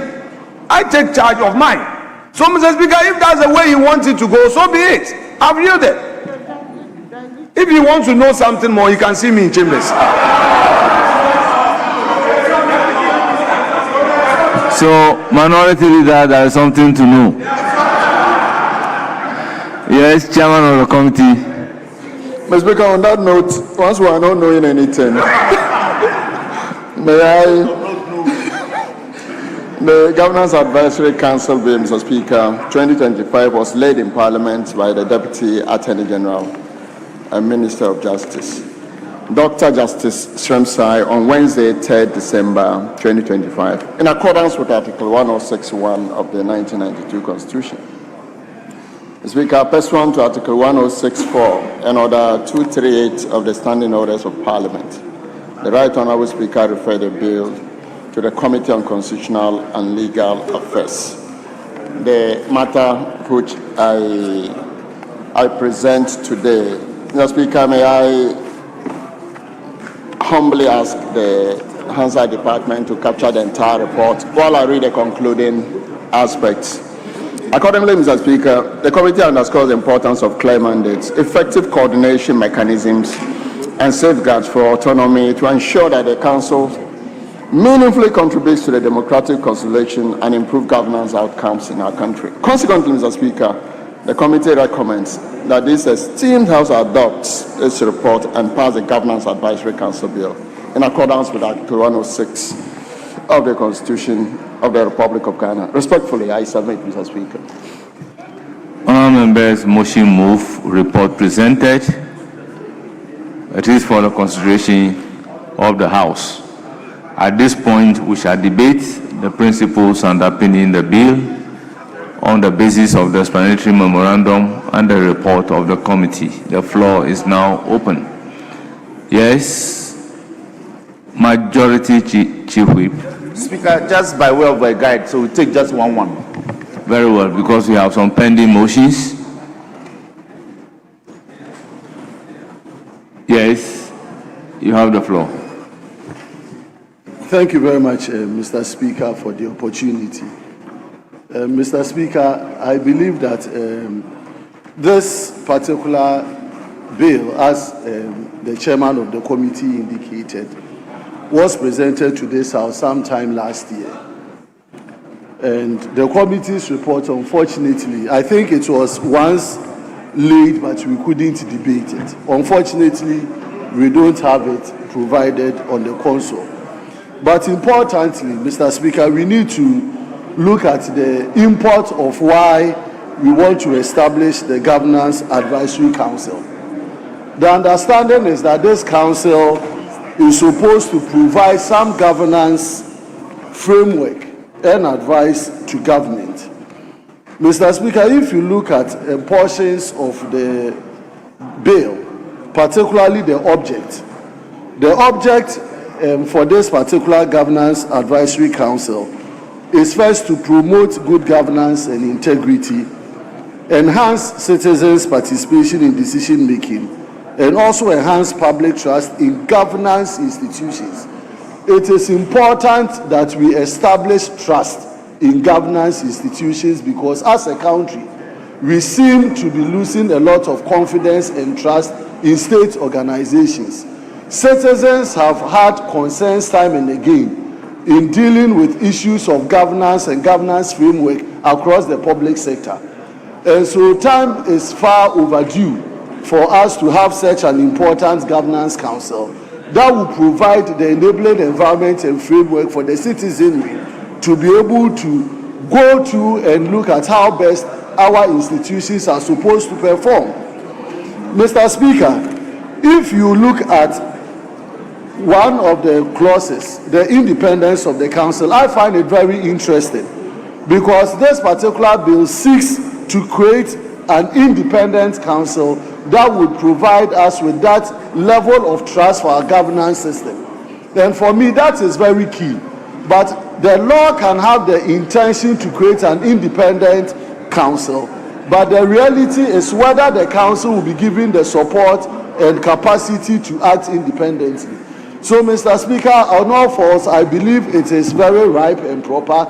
We are going to look at this particular bill in detail, and then as and when we need to make some proposals to amend certain clauses, we will do so. Mr. Speaker, without more, let me thank the committee, your committee, for giving us a report, and we on this side, I believe, will contribute our quota to make it the best document. I so thank you, Mr. Speaker, for the opportunity.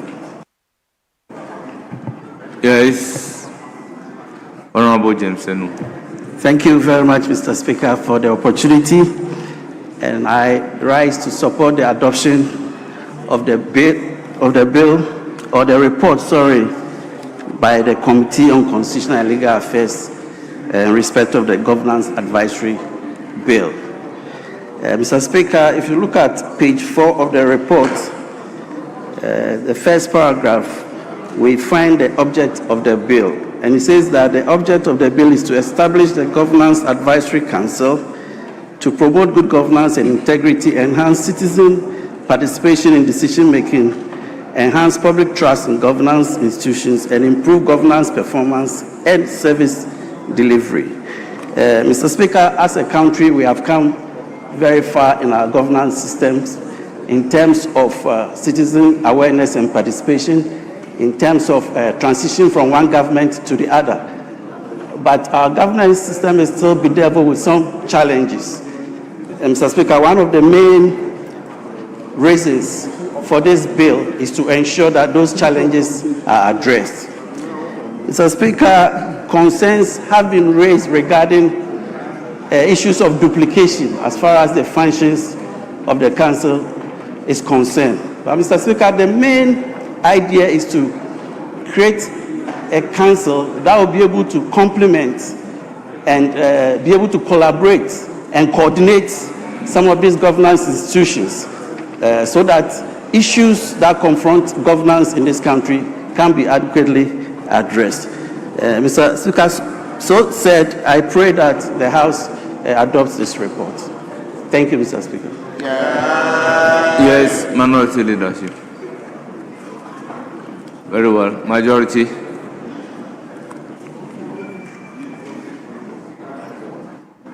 I yield to the member for Kwesiminti. Yes, you have the floor. Be brief. Yeah, thank you very much, Mr. Speaker. Mr. Speaker, I want to also add my voice by calling upon the House to adopt this report by the committee. Mr. Speaker, we all agree that good governance is very, very necessary for the development of every society. Mr. Speaker, all other systems rely on the political system. And the political system is that system which ensures that the state moves on and the state develops very well. So, Mr. Speaker, looking at even the membership of this advisory council, you could see that it is very independent. It is made up of all institutions that are necessary to contribute for the betterment of the state. And so, without much ado, I would want to add my voice to calling upon all of us to support this bill, to support it and make sure that it helps our nation to march forward in this good governance stride that we are on. Thank you very much, Mr. Speaker, for giving me the opportunity. Honourable members, at the conclusion of the debate, the question is, as many as are in favour of the motion say aye. Aye. Those against say no. The ayes have it. The motion is carried. An act to establish the Governance Advisory Council as a non-partisan body to facilitate and enhance accountable and responsible governance by promoting collaboration among governance institutions, coordinating and strengthening multi-stakeholder engagement, providing advisory support and strategic oversight, making evidence-based policy recommendations, monitoring governance performance and fostering opening participatory democracy, and to provide for related matters. Honourable members, Governance Advisory Council Bill 2025 is now duly read for the second time. Yes, motion number 27. Speaker, humbly, the Honourable Attorney General and Minister for Justice is unavailable. As a result, Mr. Speaker, my prayer is that the Honourable Deputy Minister for Health should do this on his behalf, Mr. Speaker. Wait. Yes, Deputy Minister for Health, you have the floor. Thank you, Mr. Speaker. I rise to ask that notwithstanding the provision of Order 169(1) of the Standing Orders, which requires that when a bill has been read a second time, the bill shall pass through a consideration stage, which shall not be taken until at least 2 standing days have elapsed. The consideration stage of the Governance Advisory Council Bill 2025 may be taken today. Thank you. I so move. Members, motion ably moved. Any seconder? Speaker, I beg to second the motion. Motion moved and seconded. It is for the consideration of the House. Members, this is a procedural motion. The question is, as many as are in favour of the motion say aye. Aye. Those against say no. Members, the ayes have it. The motion is carried. Now, Governance Advisory Council Bill 2025 at consideration stage.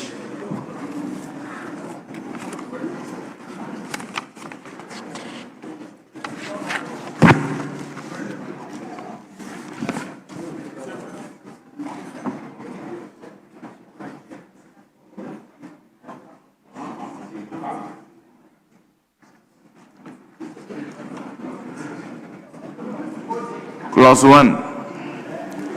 Establishment of the Governance Advisory Council. Chairman of the committee. Speaker, no advertised amendment. It is for the consideration of the House. Yes.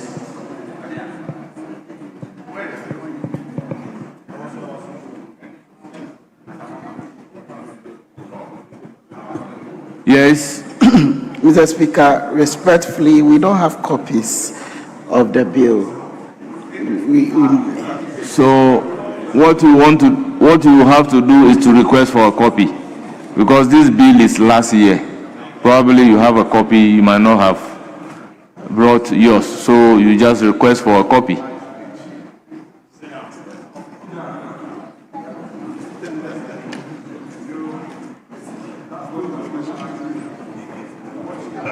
Honorable members, in the absence of any proposed amendment to clause 1, I'll put a question. As many as are in favor say aye. Those against say no. The ayes have it. Clause 1 is ordered to stand part of the bill. Clause 2. Objects of the council. Chairman of the committee. Mr. Speaker, no advertised amendment. It is for the consideration of the House. Honorable members, any proposed amendment to clause 2? In the absence of any proposed amendment, I'll put a question. As many as are in favor of clause 2 standing part of the bill say aye. Those against say no. The ayes have it. Clause 2 is ordered to stand part of the bill. Clause 3. Functions of the council. Chairman of the committee. Mr. Speaker, no advertised amendment. It is for the consideration of the House. I'll put a question. As many as are in favor of clause 3 standing part of the bill say aye. Those against say no. The ayes have it. Clause 3 is ordered to stand part of the bill. Clause 4. Independence of the council. Chairman of the committee. Mr. Speaker, no advertised amendment. It is for the consideration of the House. Yes, Honorable Boama.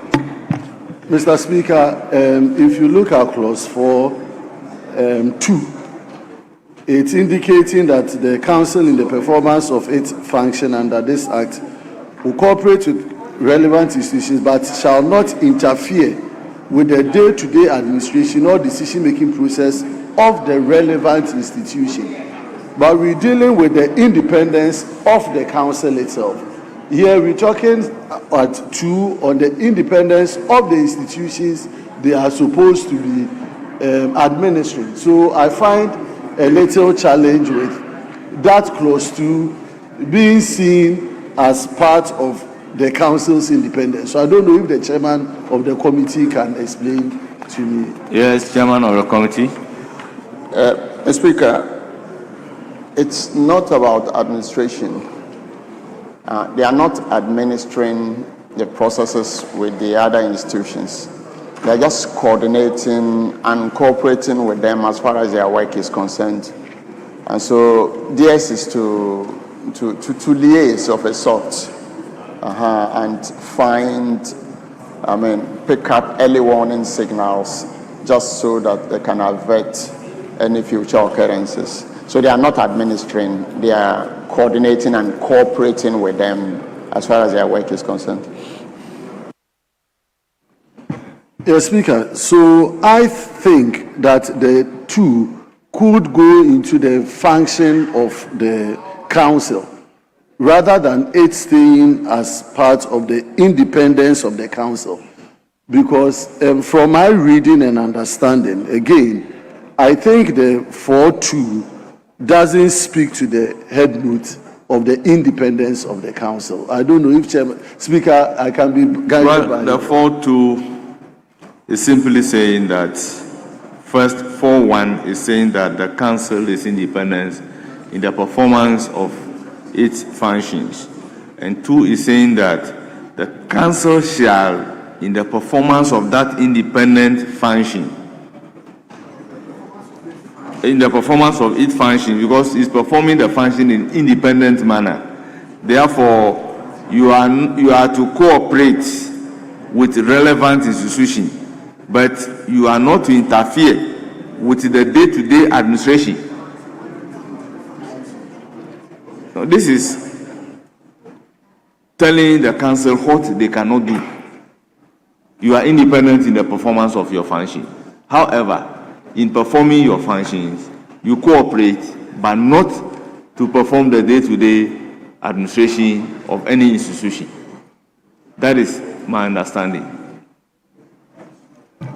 Yes. Okay, Speaker. So, be that as it may, I think that it could well situate at the function of the authority. But I think wherever it is situated, the functions are talking about what the council should do. But this one is saying that you cannot do So, Speaker, I think we are good to go. Thank you. I'll put a question. As many as are in favor of clause 4 standing part of the bill, say aye. Those against, say no. The ayes have it. Clause 4 is ordered to stand part of the bill. Clause 5. Governing body of the council. Chairman of the committee may move amendment I. Speaker, amendment I, clause 5, subclause 1, paragraph C, insert the following new paragraph. One religious leader nominated by the Catholic Bishops' Conference. I so move, Mr. Speaker. It is for the consideration of the House. Yes. Mr. Speaker, with this new proposed amendment, I want to find out from it. We are talking about one religious leader. Why are we limiting that nomination to the Catholic Bishops' Conference? Because the religious bodies are very huge. So if the chairman could. Yes, Chairman of the committee. Mr. Speaker, if you look at 5(1)(c), it talks about one religious leader nominated by the Christian Council of Ghana. Then it goes to specify in D, one religious leader nominated by the Muslim Conference of Ghana. Then C, one traditional ruler nominated by the National House of Chiefs. Speaker, but we recognize a block of the Catholic Fraternity and the Catholic Conference. And so we think that it's a block that should be part of it. Yeah. Yes. Mr. Speaker, I will propose that it should go to Christian Council of Ghana, because Christian Council is the embodiment of all religious organizations, including the Catholic Bishops' Conference. So if we talk about one religious leader, I think it is fair to situate it under the Christian Council of Ghana. So I so move that we replace the Catholic Bishop with the Christian Council of Ghana. It's Christian Council of Ghana.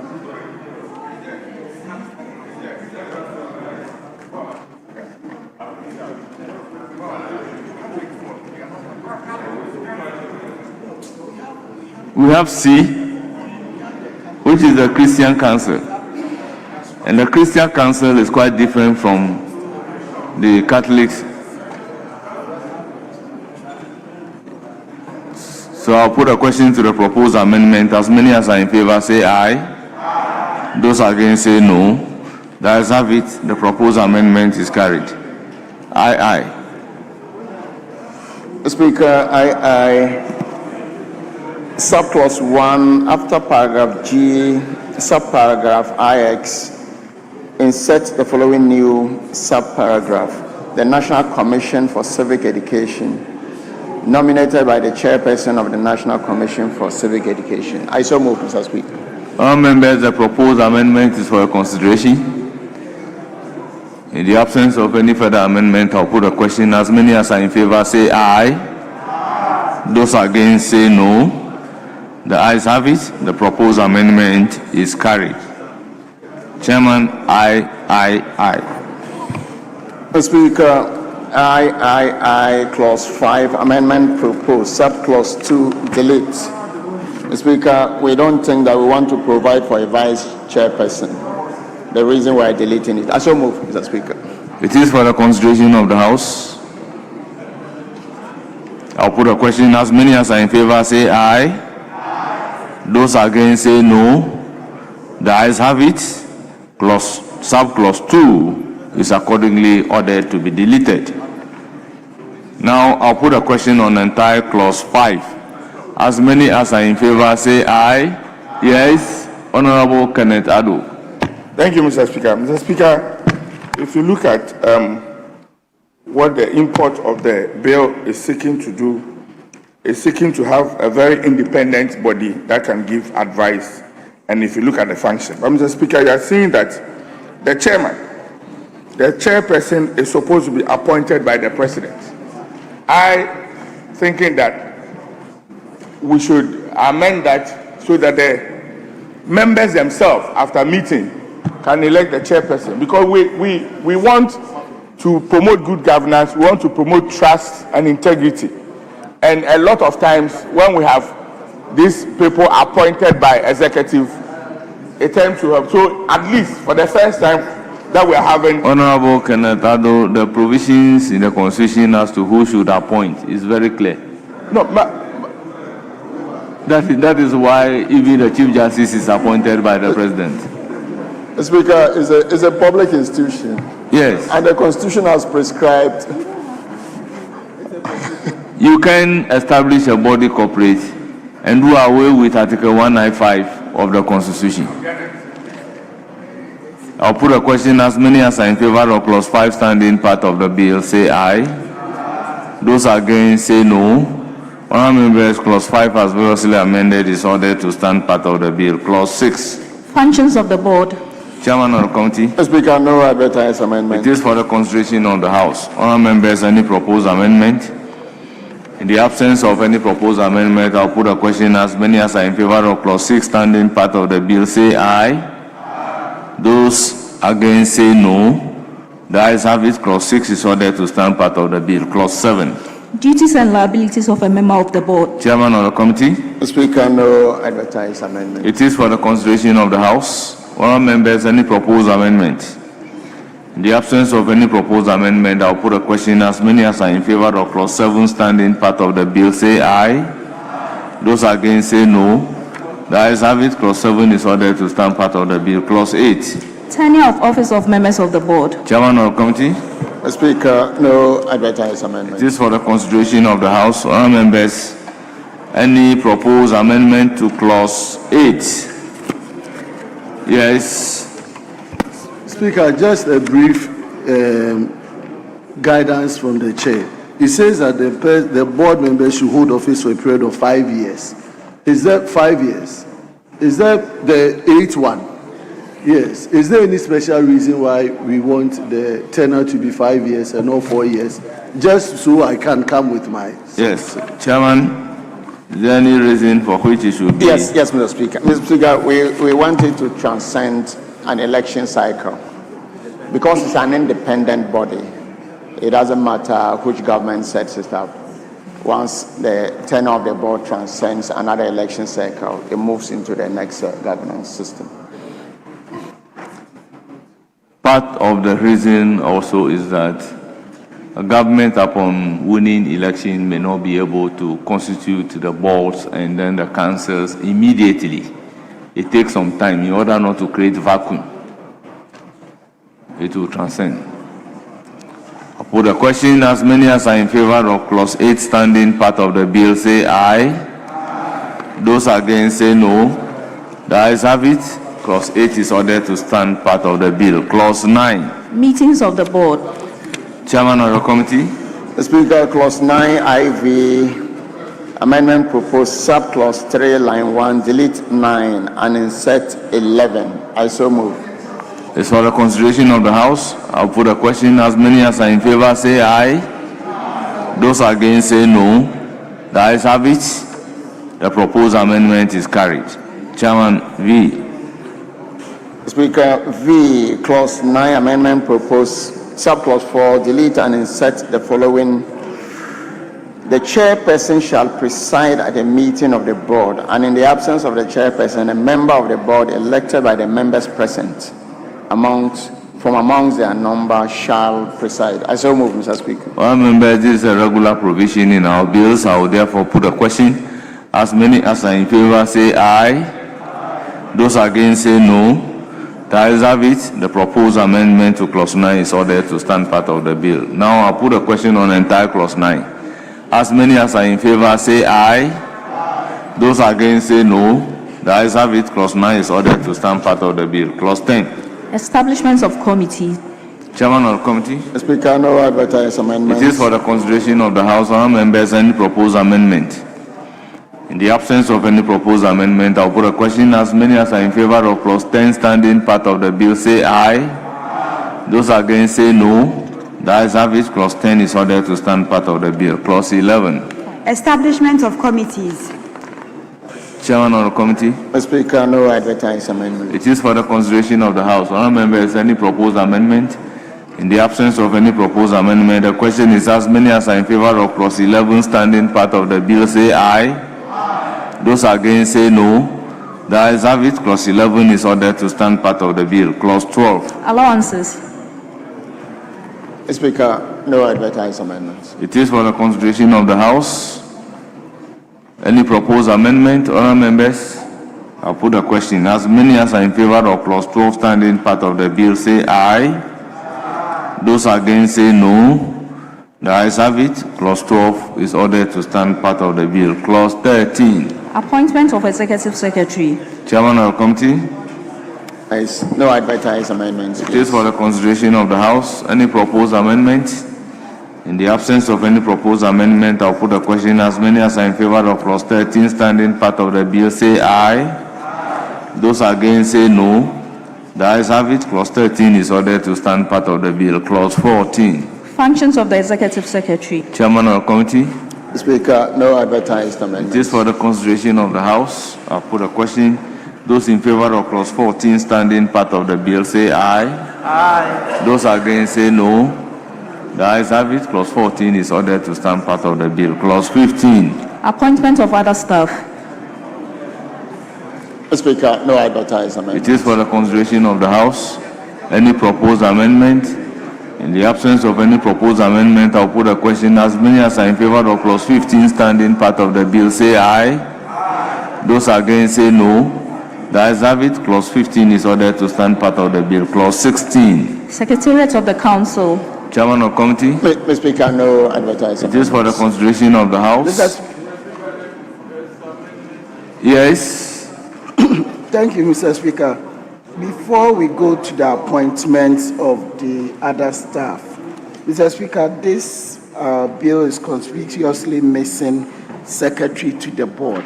You know, we have the executive secretary, but it's not the board secretary. So, Mr. Speaker, if the chair doesn't mind, make provisions for secretary to the board of this council is missing conspicuously. The executive secretary is the head of the council, but we are missing secretary to the board of the council.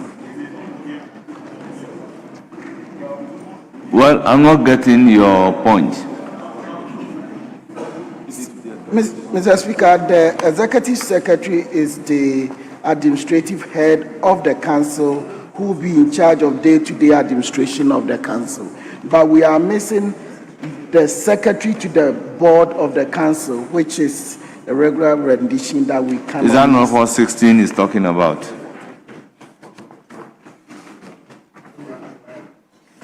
You should also look at 14.3.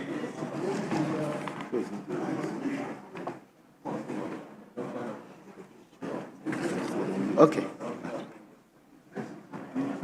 But with the current rendition, we have always been focusing on who the secretary to the board is. But if we want to use this rendition, that's fine with me too. Yes, some of the renditions, they ask that you designate a staff as a secretary. So clause 16, no advertised amendment. It is for the consideration of the House. In the absence of any proposed amendment, I'll put a question. Those in favor say aye. Those against say no. The ayes have it. Clause 16 is ordered to stand part of the bill. Clause 17. Internal Audit Unit. Speaker, we don't have advertised amendment. It is for the consideration of the House. Any proposed amendment to 17? Yes, Dr. Kabiru. Speaker, maybe I'll come a second consideration because we just passed 16, and that was where I didn't catch your eye. Well, I can grant you leave. Thank you very much, Mr. Speaker. Sir, thank you for being so gracious. 16, the secretariat of I was thinking that we can give the secretariat to be headed by the chief executive officer, because if you say the secretariat is to be established and we don't have direction as to the authority to head the secretariat, I'm just thinking that we should provide a clause if the chairman will be minded. So we say that the chief executive officer shall be the head of the secretariat, if that is 14. They say administrative head. They didn't say I'm glad, Mr. Speaker. Thank you very much. Thank you. Any proposed amendment to clause 17? In the absence of any proposed amendment, I'll put a question. As many as are in favor say aye. Those against say no. The ayes have it. Clause 17 is ordered to stand part of the bill. Clause 18. Funds of the Council. Mr. Speaker, VI under clause 18, we have an amendment. Paragraph B, after gifts, delete and other voluntary contributions. I so move, Mr. Speaker. It is for the consideration of the House. I'll put a question. As many as are in favor say aye. Those against say no. The ayes have it. The proposed amendment to clause 18 is ordered to stand part of the bill. Now I'll put a question on the entire clause 18. As many as are in favor say aye. Those against say no. The ayes have it. Clause 18 is ordered to stand part of the bill. Clause 19. Bank account of the Council. Chairman of the committee. Mr. Speaker, VII on page 2, clause 19, amendment proposed. Delete and insert the following. Monies for the Council shall be paid into the bank account open for the purpose with approval of the Controller and Accountant General. I so move. It is for the consideration of the House. Any proposed amendment? This appears to be a standard provision. I'll put a question. As many as are in favor say aye. Those against say no. The ayes have it. The proposed amendment is ordered to stand part of the bill. Now I'll put a question on entire clause 19. Those in favor of clause 19 as amended standing part of the bill say aye. Those against say no. The ayes have it. Clause 19 as amended is ordered to stand part of the bill. Clause 20. Expenses of the Council. Chairman of the committee. Mr. Speaker, no advertised amendments. I'll put a question. In the absence of any further amendment, those in favor say aye. Those against say no. The ayes have it. Clause 20 is ordered to stand part of the bill. Clause 21. Accounts and audit. Chairman of the committee. Mr. Speaker, no advertised amendments. It is for the consideration of the House. Any proposed amendment? I'll put a question. Those in favor say aye. Those against say no. The ayes have it. Clause 21 is ordered to stand part of the bill. Clause 22. Annual reports and other reports. Chairman of the committee. Mr. Speaker, no advertised amendments. It is for the consideration of the House. Any proposed amendment? In the absence of any proposed amendment, I'll put a question. Those in favor of clause 22 standing part of the bill say aye. Those against say no. The ayes have it. Clause 22 is ordered to stand part of the bill. Clause 23. Disclosure of findings and recommendations. Chairman of the committee. Mr. Speaker, no advertised amendments. It is for the consideration of the House. Any proposed amendment? In the absence of any proposed amendment, I'll put a question. Those in favor say aye. Those against say no. The ayes have it. Clause 23 is ordered to stand part of the bill. Clause 24. Regulations. Chairman of the committee, amendment number VIII. Mr. Speaker, amendment number VIII. Clause 24, amendment proposed, line 1 after minister, delete may, in consultation with the board, and insert, shall within 12 months of the coming into force of this act, in consultation with the board. I so move, Mr. Speaker. Honourable members, is for the consideration of the House. Any further amendment?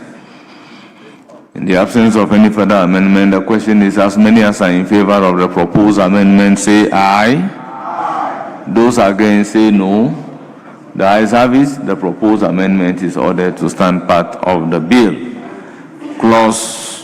Now the question on clause 24 in its entirety. Those in favor say aye. Those against say no. The ayes have it. Clause 24 is ordered to stand part of the bill. Clause 25. Interpretation. Chairman of the committee. Mr. Speaker, interpretation, clause 25, amendment proposed. After the definition of council, insert the following. Executive secretary means the person appointed under section 13 of this act. I so move, Mr. Speaker. Honourable members, the proposed amendment is for your consideration. further amendment? In the absence of any further amendment, I'll put a question. As many as are in favor of a proposed amendment standing part of the bill, say aye. Aye. Those against, say no. The ayes have it. The proposed amendment is ordered to stand part of the bill. Now to the entire clause 25. As many as are in favor of clause 25 standing part of the bill, say aye. Aye. Those against, say no. The ayes have it. Clause 25 is ordered to stand part of the bill.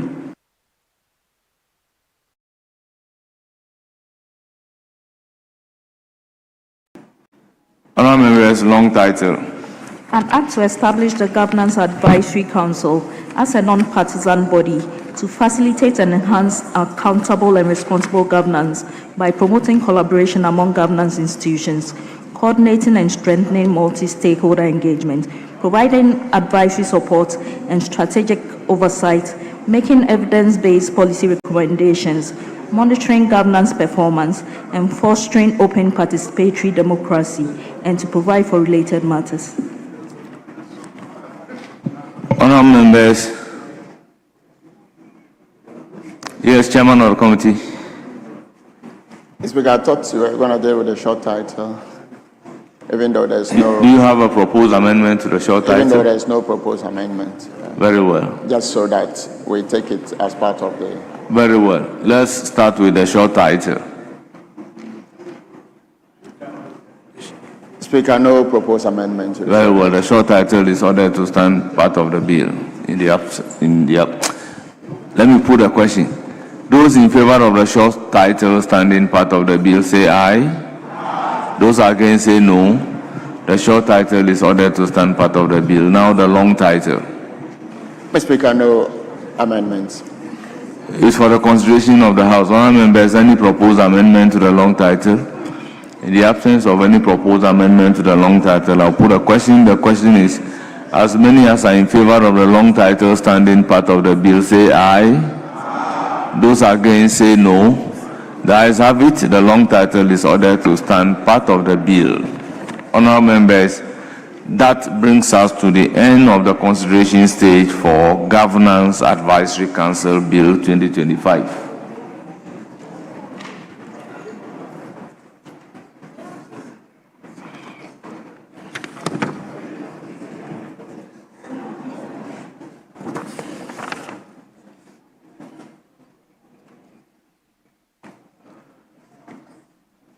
Yes, motion number 29, Majority Leader. Speaker, may I plead that my earlier submission in respect of the Deputy Minister for Health doing so on behalf of the Attorney General be applied in this case as well? Yes, we base it on the earlier permission. Yes, Minority Leader. Speaker, we will reluctantly agree to this. The only condition is that the majority chief whip must do the right thing. Must do the right thing. Mr. Speaker, the right thing here means he should ensure that the application as made, if granted, is moved in accordance with the rules. Mr. Speaker, I rest my case.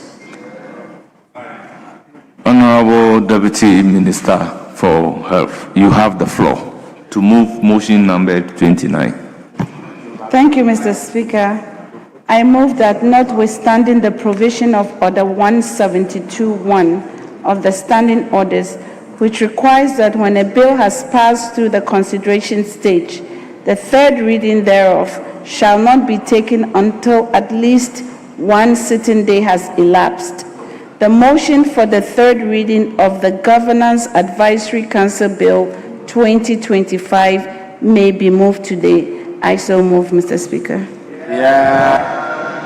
Motion ably moved. Any seconder? Yes. Mr. Speaker, the application is asking for a waiver so that the motion is moved. Mr. Speaker, how then do you say that the motion may be moved?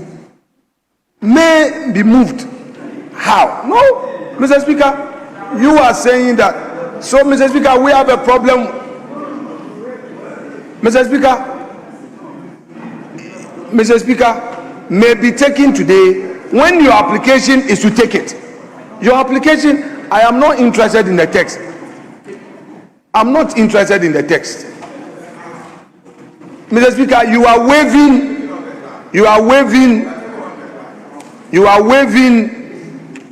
the required notice for at least 24 hours. Then you say that may be moved. Mr. Speaker, you should say that be moved because that is the gravamen of your application. Honourable members, motion ably moved. Any seconder? Mr. Speaker, I beg to second the motion. Motion moved and seconded. It is for the consideration of the House.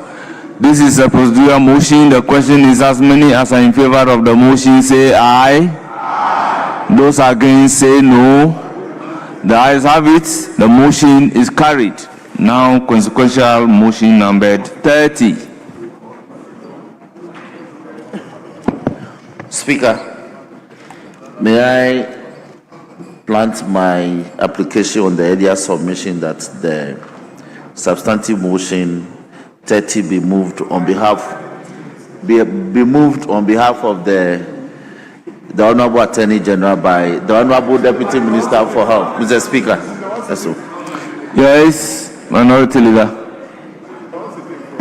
Thank you, Mr. Speaker.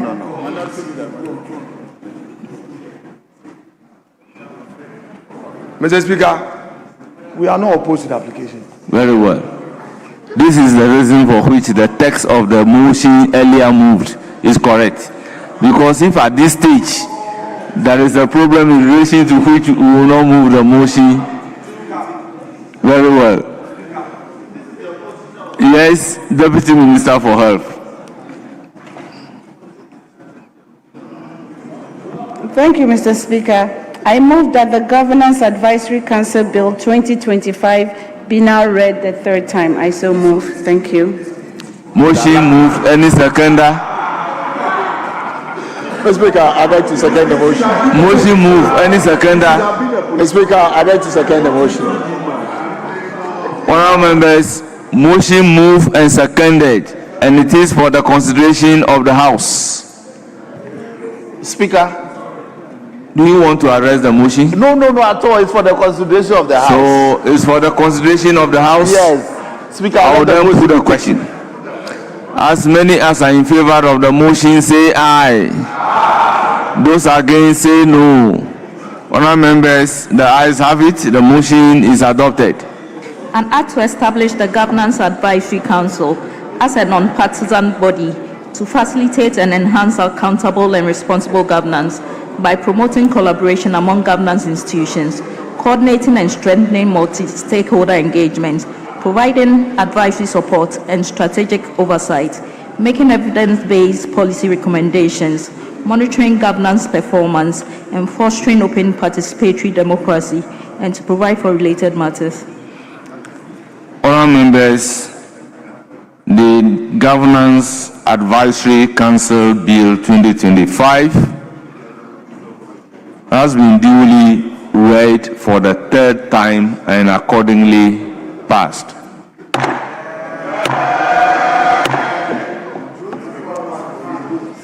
Yes. Speaker, may I use the opportunity to thank members for this very important legislation that has just been passed. Speaker, in doing so, may I further pray you that the item on the other paper addendum be presented, Mr. Speaker. No, just addendum. The other paper addendum, not addendum 2. Just addendum. Yes. That's the Yes. National Health Insurance The application is to Procedure for present Exemption Regulations. an instrument presided over by Honorable Patrick Yabuama. Oh, it's not a blackmail.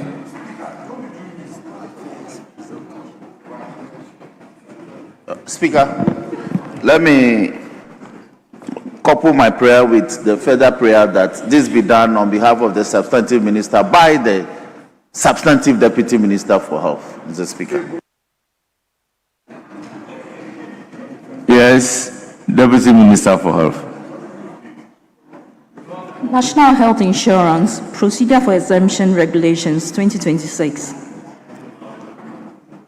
Honourable members, the instrument has been duly presented and it is referred to the Committee on Subsidiary Legislation, chaired by my good friend Patrick Yao Buama. Yes, Majority Leader.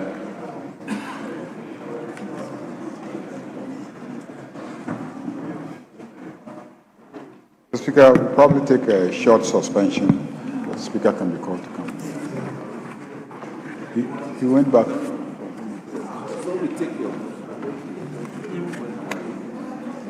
Honourable members, the House is temporarily suspended.